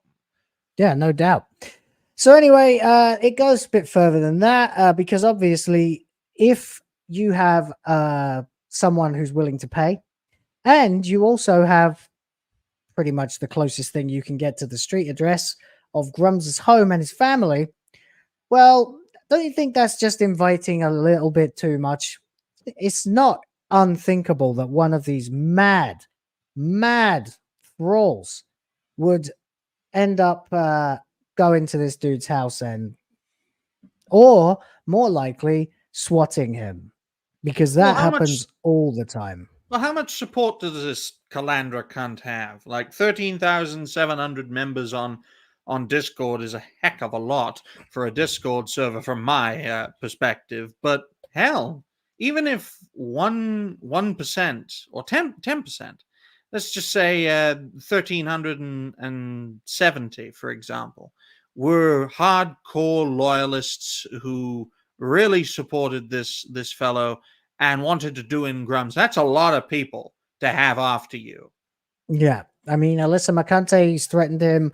I can't remember who put the original 20,000 bounty on him, but it went up as high as $40,000, I think, some various people. They claim they're just having a joke, but, you know, then if we were to say something like that about one of them, if I was to say, oh, I want to put like X amount of money on, say, Alyssa Mercante's head, then guess what would happen? It would be an absolute bloodbath. I would get cancelled. I would get blah, blah, blah. Of course, I would never say anything like that because I'm not a freaking monster. Quick shout out here to Kuya Magic, my good friend, who has finally figured out how to join the channel. Well done, mate. Hey, there we go. Wonderful creator. If ever you need to listen to some great TikTok stuff, this is the man for you. Yeah, absolutely. Those millions and millions of Spotify plays don't happen for no reason. Anyway, so getting back to the topic, yeah, he's had threats to his life, of course, from the left. He's had cash bounties put on him by the tolerant, progressive, woke left. And this guy, Calandra, has basically told his followers on his Discord to collect information. As someone pointed out a little while ago, yes, apparently, according to this, Nick Calandra's private Discord is a Discord server that you have to pay to join. You have to pay him to get in. Although he tried to say it wasn't actually going to him, it was going to a project or some rubbish. He was going to make a video. It was going to be on Second Wind. Although it actually looks like Second Wind is trying to back away from him a bit now because I don't think they really need the bad press. Yeah, they're not morons. This guy has an axe to grind so badly that he's leaving messages for people to find as much stuff as they can while pretending like he's actually trying to do the right thing in some way or another. He's not. People are here. They're finding information about him. And then you can see in this, someone called Justin says, not sure how much of this is a good idea to be discussing publicly, but I feel like we're approaching a line here. So someone in Nick Calandra's Discord actually gets it, actually has some morality and says, you know, I don't know about this, guys. I feel like, are we the baddies, you know? And someone else replies, I mean, you're absolutely right, Justin, but is it not fun? Justin replies, probably to some folks, sure, if not fun, at least interesting. Meadows the Panda comes in. This is a name I've heard quite a few times today and says, it's the most fun I've had since 30 minutes ago. Nick enters the fray and says, ha ha ha, if you find stuff, feel free to DM it to me. But yeah, any personal details or anything like that, don't post it in here. Apparently, he says, I'm not going after him personally. I'm going after his business dealings. So effectively, he's trying to go after his income. But that's not... I mean, that's not good either. Like, the guy is not doing anything wrong. He's trying to crowdfund a video game project that he thinks will be fun for gamers. That is his crime. And also not agreeing with the radical left. And well, there's thousands of us who feel that way. Anyway, then, so yeah, we can see he collected a lot of data here. There's a lot of argument about this as well. But basically, the argument from Nick is that this isn't doxing because his address was never shared in the Discord. No, it was sent publicly to Nick. He says a public LinkedIn account was, along with public business filing records for something which I don't want to actually read out loud here because I don't want to give it much more oxygen than it's already had, because this turns out to be a company registered to GRUMMZ, and they don't have a corporate headquarters, so you can pretty much work out where it's registered. Where would you register? You can't register a company to a PO box. You can't register a company to a fake address. You have to register it to somewhere, and it has to be a street address. So plenty of people have been, telling what's happened here. Obviously, you said earlier, GRUMMZ was on Side Scroller. Somebody in the chat pointed out that he was going mental about all of this, and that's totally understandable. This is wildly over the line. You can't do stuff like this. But it's also the danger. It's another danger. Sorry to interrupt, Will, but this is this is also another danger of not just being a content creator, but a social media personality, especially someone who's been there and done it for years, like GRUMMZ. In regards to being a veteran of the games industry. He questions the games establishment, and in putting his head above the parapet, he's painted a target on his back. And to a lesser extent, this happened to the Side Scrollers founder, Stuttering Craig. He had a great organization going with a Screw Attack. Years ago. It got pulled from under him, and he had to start afresh. So when you start and when you keep on going and keep on growing and become prominent, a lot of people are going to go after you, especially if you are perceived to be controversial. Not even controversial, perceived to be, which is why I do my best to just speak my mind and keep my head down, especially on Twix, because that platform, man, it's so easy to piss people off on that platform. But your enemies are going to use doxing against you, nuclear weapon of content creation. They are going to swat you, which I call the chemical weapon of content creation. The establishment and its agents will do anything they can get away with to try to stop you, including doing you in. Apparently, they'll try to say that. They'll try to say that that's not the ultimate goal. But that it's actually, but it is a deterrent, isn't it? It's to make you back down. It's to make you stop and say, "Oh no, we can't. I better stop doing this because now they're posing a threat to my family." Yeah, that is a good reason to give up and stand down. But GRUMMZ won't do that because he's actually winning. They can't handle him because he's winning. That's why Makante can't handle him. That's why she can't handle Smash JT either, because in the court of public opinion, she comes off as a raving lunatic, and Smash JT was just doing something. And there's Hypnotic in the chat as well. Yeah, I saw your stream with GRUMMZ earlier on, buddy. It was very informative. Thank you. We're just doing a bit of a signal boost here. Basically, though, obviously it's escalated now that Calandra himself has also posted the name of the company, which I'm going to get off screen again very quickly. That actually does. Whether he wants to admit it or not, that is actually doxing GRUMMZ, because that is, like I said, registered to a particular address. And now that you know that company has a name, which is not listed, by the way, on his LinkedIn or his Indiegogo, not that name. There are other names like Red 5, but that name is not registered.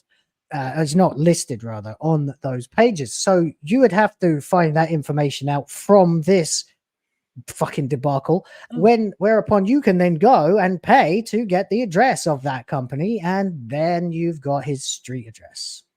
As I said so before, if that ain't a dox, I don't know what is. But the defense is, sorry, just one bit more.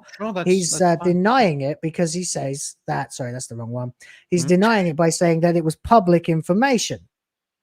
The information that was shared was all publicly available. Yeah, but not if he's deliberately not pushing that name that I put on screen for like half a second. himself, because that's not something he's trying to promote. He's obviously trying to avoid promoting that name because it would dox him. So if you put that fucking name out, whether you claim to have doxed him before or not, you have now. You just have. And that's not okay. Just to rub a bit of salt in Nick Calandra's eyes, because I want to before we get on to the last topic. This is exactly what I, by the way, I'm sorry for interrupting, Will, but this is exactly what I predicted. When you use nuclear weapons against someone, they're going to use it against you. And in regards to doxing, it's going to happen. Yeah, absolutely. It is going to happen. Fortunately, some people have not been letting him get away with it. There's a lot of replies I could post if we had a bit more time, but this is quite funny, just to round it off with a little bit of humor. But yeah, we need to protect GRUMMZ, guys. Seriously, like whatever you do, like if you can throw a wrench in this, do it. It says from some chud, so obviously not a it's obviously a second account or something, but it's funny. It says, hello, I found public information for your home, its equity address and other public information about it and you. Since it's all public information, I'm assuming you're okay with me publishing about it. If I'm wrong in this assumption, let me know sooner rather than later. And Nick Calandra says, well, now these folks are trying to actually dox me now. So by your own fucking definition, you worthless maggot, it's doxing. That's what you did. That's what this guy suggested doing, and you called it doxing. Get in the sea. You have no legs. My goodness. It's like, oh, don't nuke me after I nuked you. No, don't fire your nukes at me after I carpet bomb your fucking cities with nuclear weapons. The sheer fucking hubris and hypocrisy is astounding. You press that button, when you reveal that information, it's going to be done to you in retaliation. Yeah, it's exactly what happened to Macante. Mutually assured destruction. So get ready, you motherfucker. Yeah, well, I mean, it's like the same as Macante. She went after Smash JT's wife, DM'd her on Facebook. That's going past the line. You don't do that. So, it's not exactly doxing Smash JT, but it's close. It's in some ways not as bad, in some ways worse. She skipped the doxing, just went straight to trying to interfere in his personal life in terms of Smash JT. So then when somebody angrily turned around and doxed Alyssa Macante, I mean, was there much sympathy for her? No. It's called, what's that? Oh, if it isn't the repercussions of your fucking actions. Deal with it. If you're going to play stupid games, you're going to win stupid prizes. Fuck around and find out. And in my view, there's nothing wrong with it being a retaliatory strike. I mean, when someone does it as a first strike against you, you have to retaliate. Otherwise, they'll do it to other people all the time because, likewise with nuclear weapons, if they can get away with blowing up one country, they'll do it to everyone else. So, you have to retaliate, which is why you shouldn't do it, because it creates that retaliation and that mutually assured destruction. There is one slight epilogue in this developing story, and that is just freshly from that Park Place, which is, this one's only gone up in the last few hours because I didn't see it earlier on, saying Second Wind co-founder Nick Calandra calls followers of Sweet Baby Inc. detected curator list bigots and threatens to knock people out for opposing wokeness. This is the kind of person we are talking about. So I will dive into this very soon and probably make a video about it. But there you go. As you can tell, one of these people has conducted himself in a fair and balanced way whilst opposing someone politically. The other has not. Is not Asian. No, the other is not Asian. That's right. Yeah. So that is about, I'm afraid, all the time we have for that developing story at the moment, but obviously I'm going to stay on top of that as well as the Doctor Who stuff, because this is funny. This is a man's life that could be under threat because of some tweets about games, as I think Leon put it. That's the context that you need to keep in mind for all of this. Yeah, he tweets about video games. Now his life is under threat. Yeah, he highlights the problem. And the establishment don't like it. Its agents don't like it. And if it can be done to him, it can be done to any of us. And if the establishment had enough manpower and resources to all of us all at once, potentially. Exactly. There you go. All right, so we are getting into the last little bit of the stream now. It's God, this has gone fast. This one is so thick with information. That sounded kind of gay. Sorry. Anyway, no, we did need to get back to the Mario thing. So I just got to find that again because it's disappeared from my bloody lineups. Just a second. That's fine. It gives me time to write down the timestamp. Exploring Paper Mario tranny. Other word I can't use.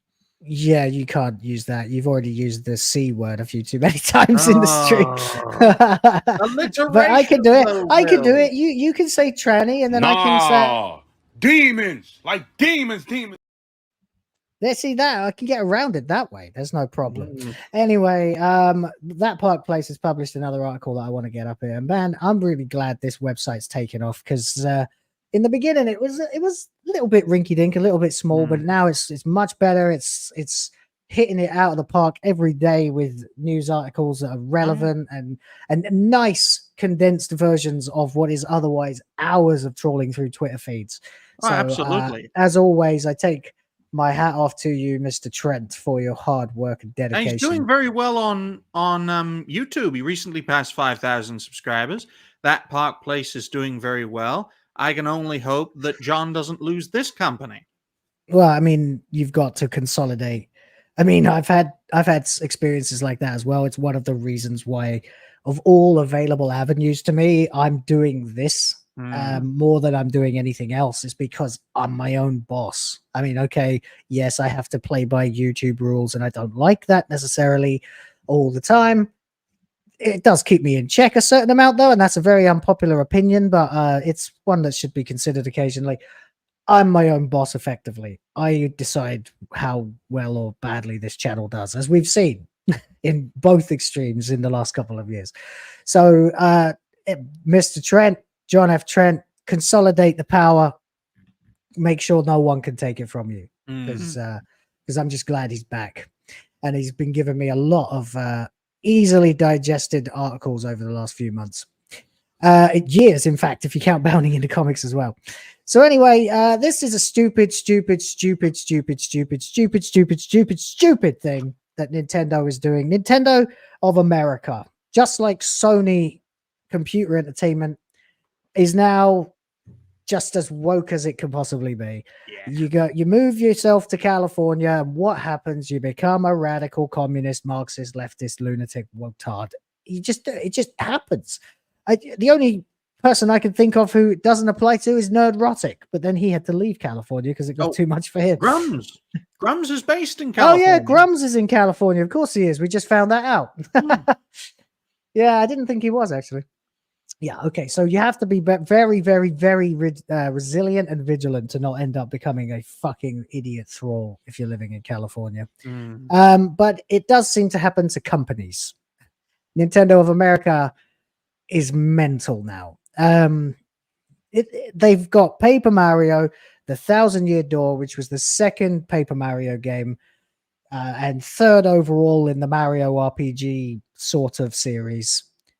And the first thing we did, we covered it a couple weeks ago, 2 or 3 weeks ago, was when they changed one of the scenes involving Goombet or Goombella, that's her name, who is a lady Goomba that is on your party, and she gets catcalled by some other Goombas, and then you beat them up after she insults them and comes out the victor of the exchange in the first place. But apparently that was too much like sexual harassment for Nintendo of America, so they had to change that scene so that it's about surface dwellers versus sewer dwellers instead, which, if you ask me, is just class instead of sex. What the it's Marxism. Anyway, so that's that.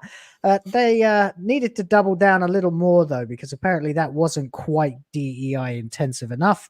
And so they've taken another character, one who's called Vivian, who actually has a fairly confusing set of parameters already, depending on which region you played the game in, and have made them it unequivocally trans. Mm. That's right. Now we have a tranoid in Mario Thousand Year Door.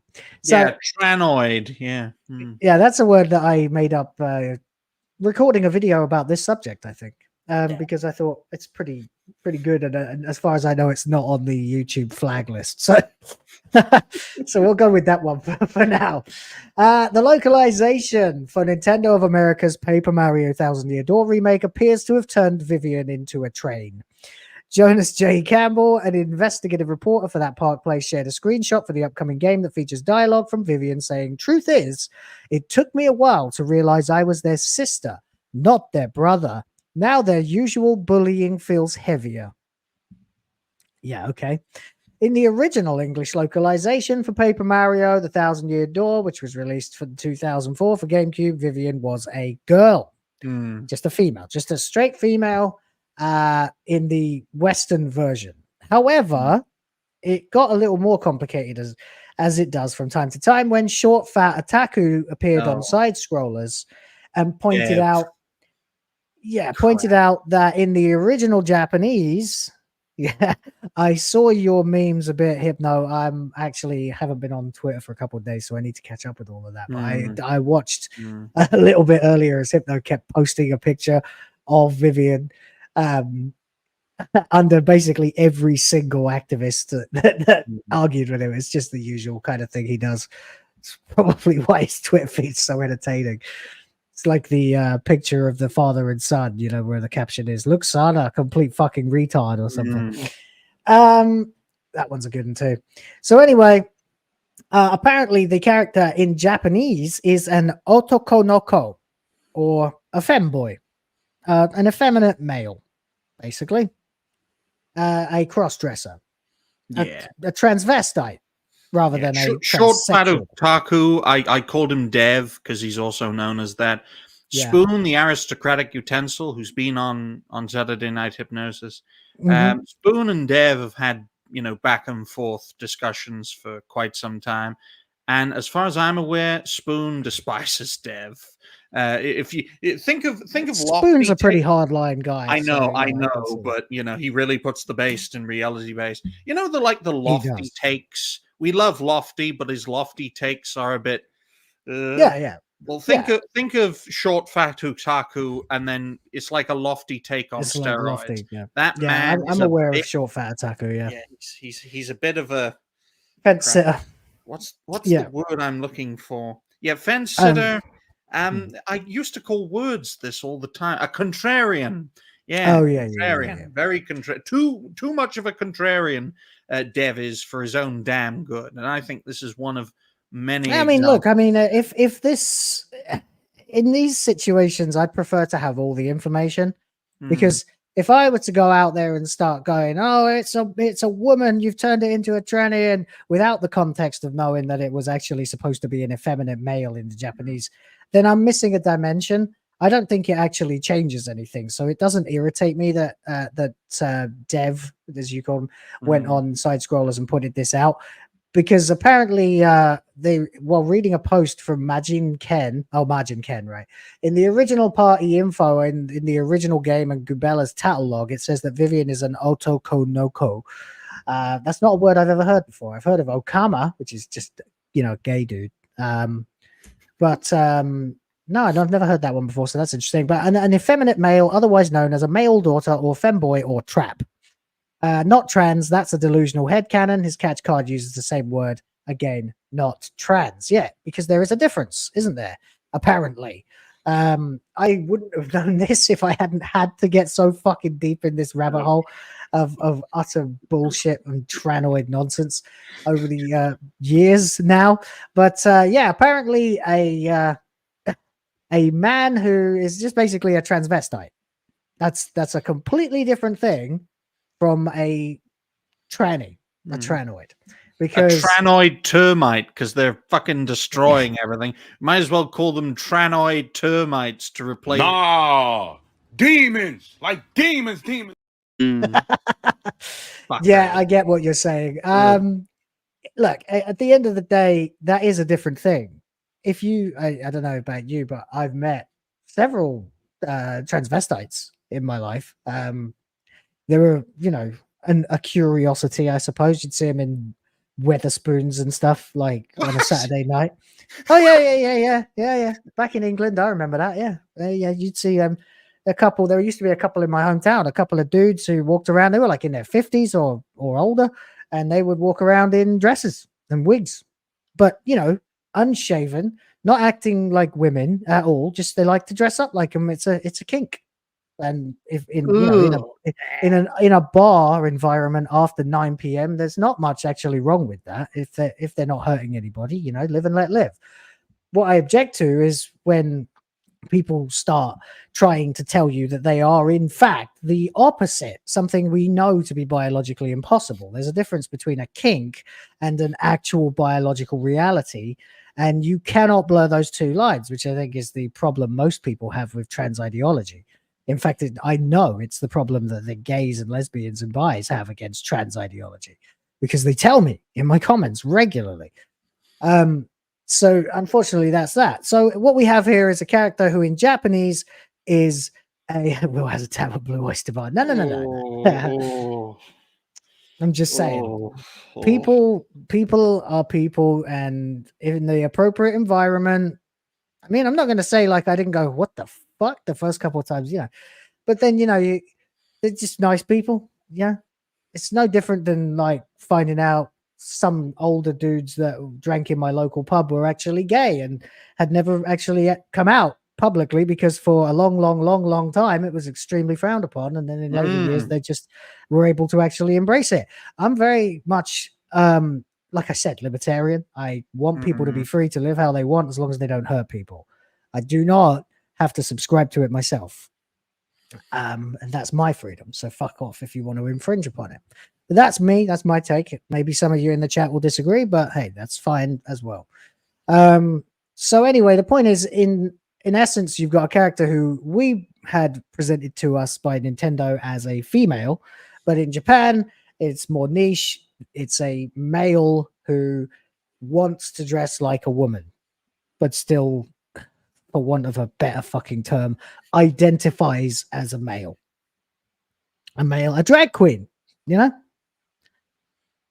So there you go. I feel like dying after that last 5 minutes, Will.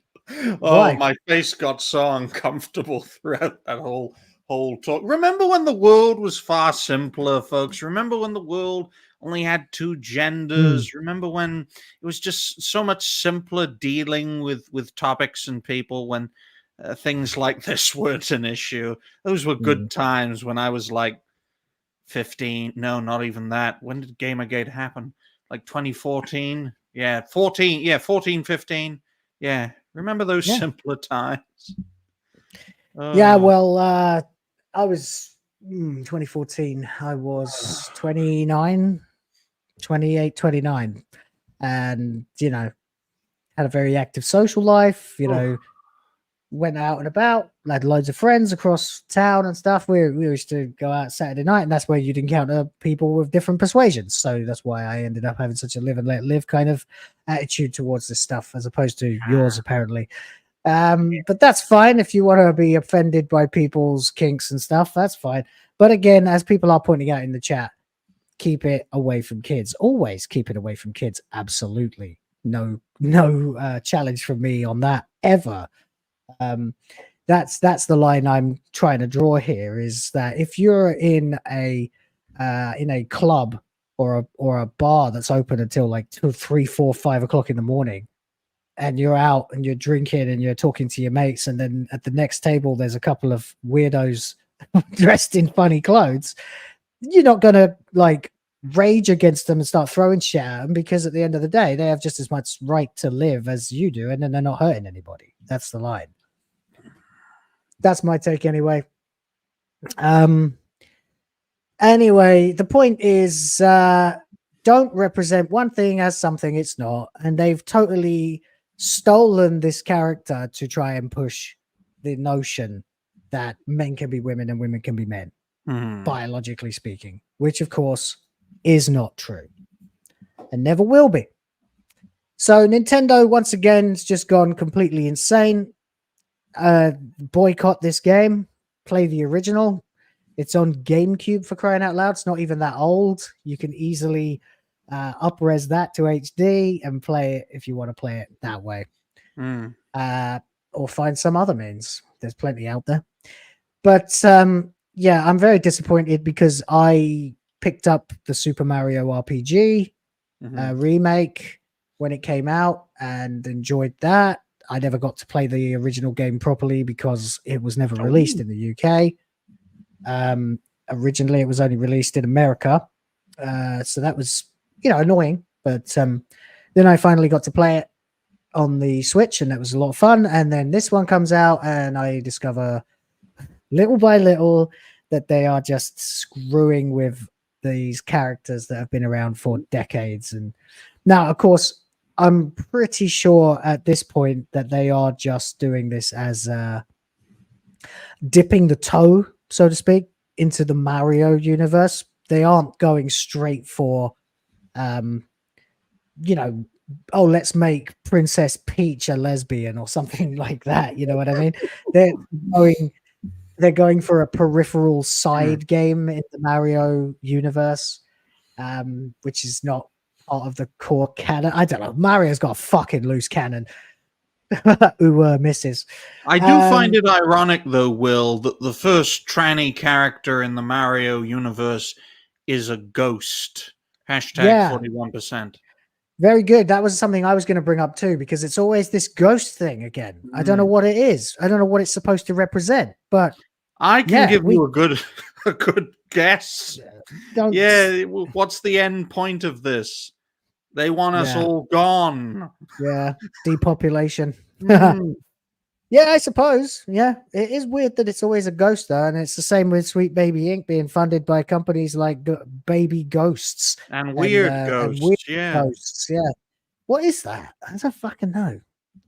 It's maybe Tim Burton's it just goes to show it's just a hint of a deeply anti-human movement that has survived the centuries, and this is the latest manifestation of it, folks. It's a disease. And it's spreading everywhere. Caused by hedonism, I suppose. Having too much and not enough problems, basically.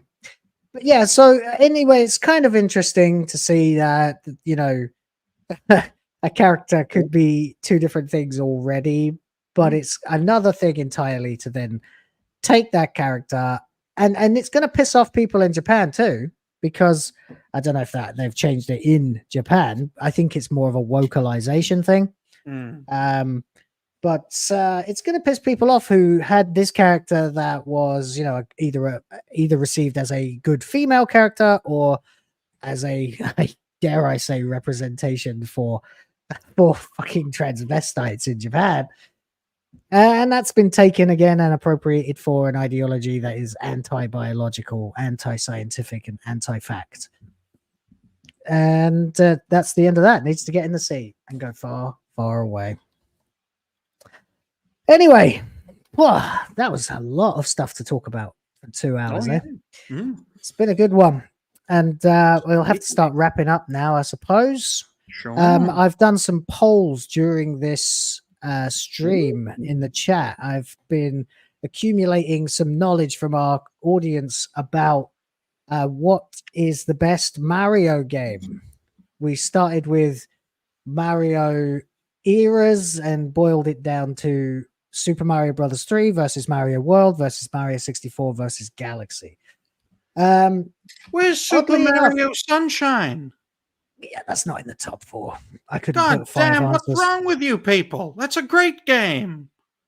It's a great game, but it's not as good as Mario 3, Mario World, Mario 64, or Mario Galaxy. You people play with too many Wiimotes. You, Alyssa. No, what are you talking about? Mario 3 was on the NES. No, Mario Galaxy. World was the Super NES.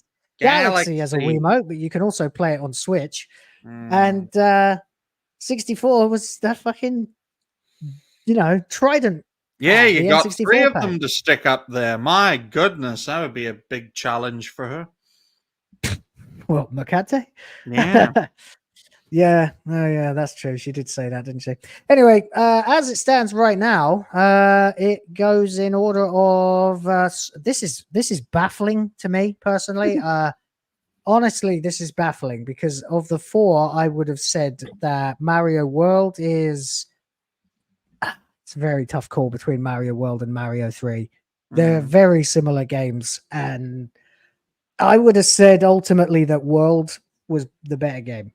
I just would. It was noticeably mechanically superior in many ways.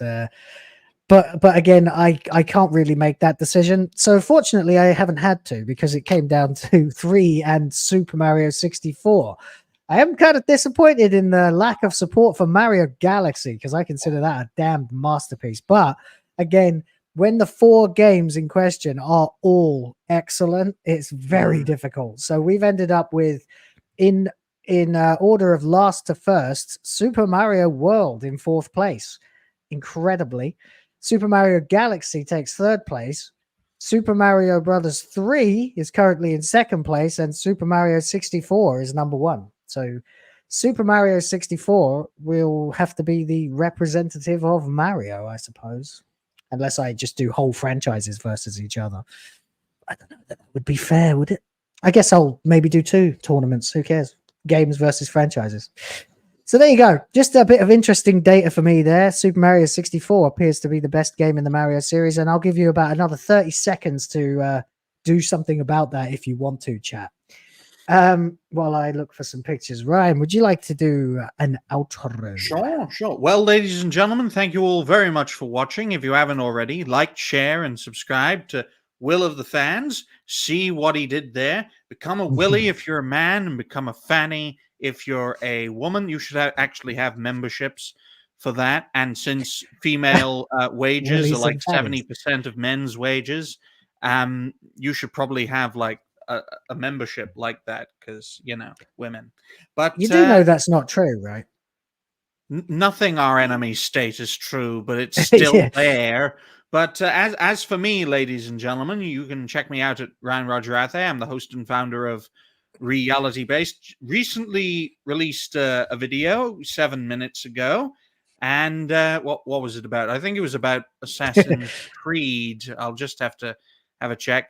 Yes, Ubisoft stock slumps after layoffs and shadows haunt Assassin's Creed. So that was released 7 minutes ago. Hopefully you'll all enjoy that, and fingers crossed it can be a video that gets me 20 to 30 views in 24 hours. For me, that's a good video. For Will, that's an absolute stinker that should be hung from a lamppost. But for me, it's a fantastic video. So go check it out.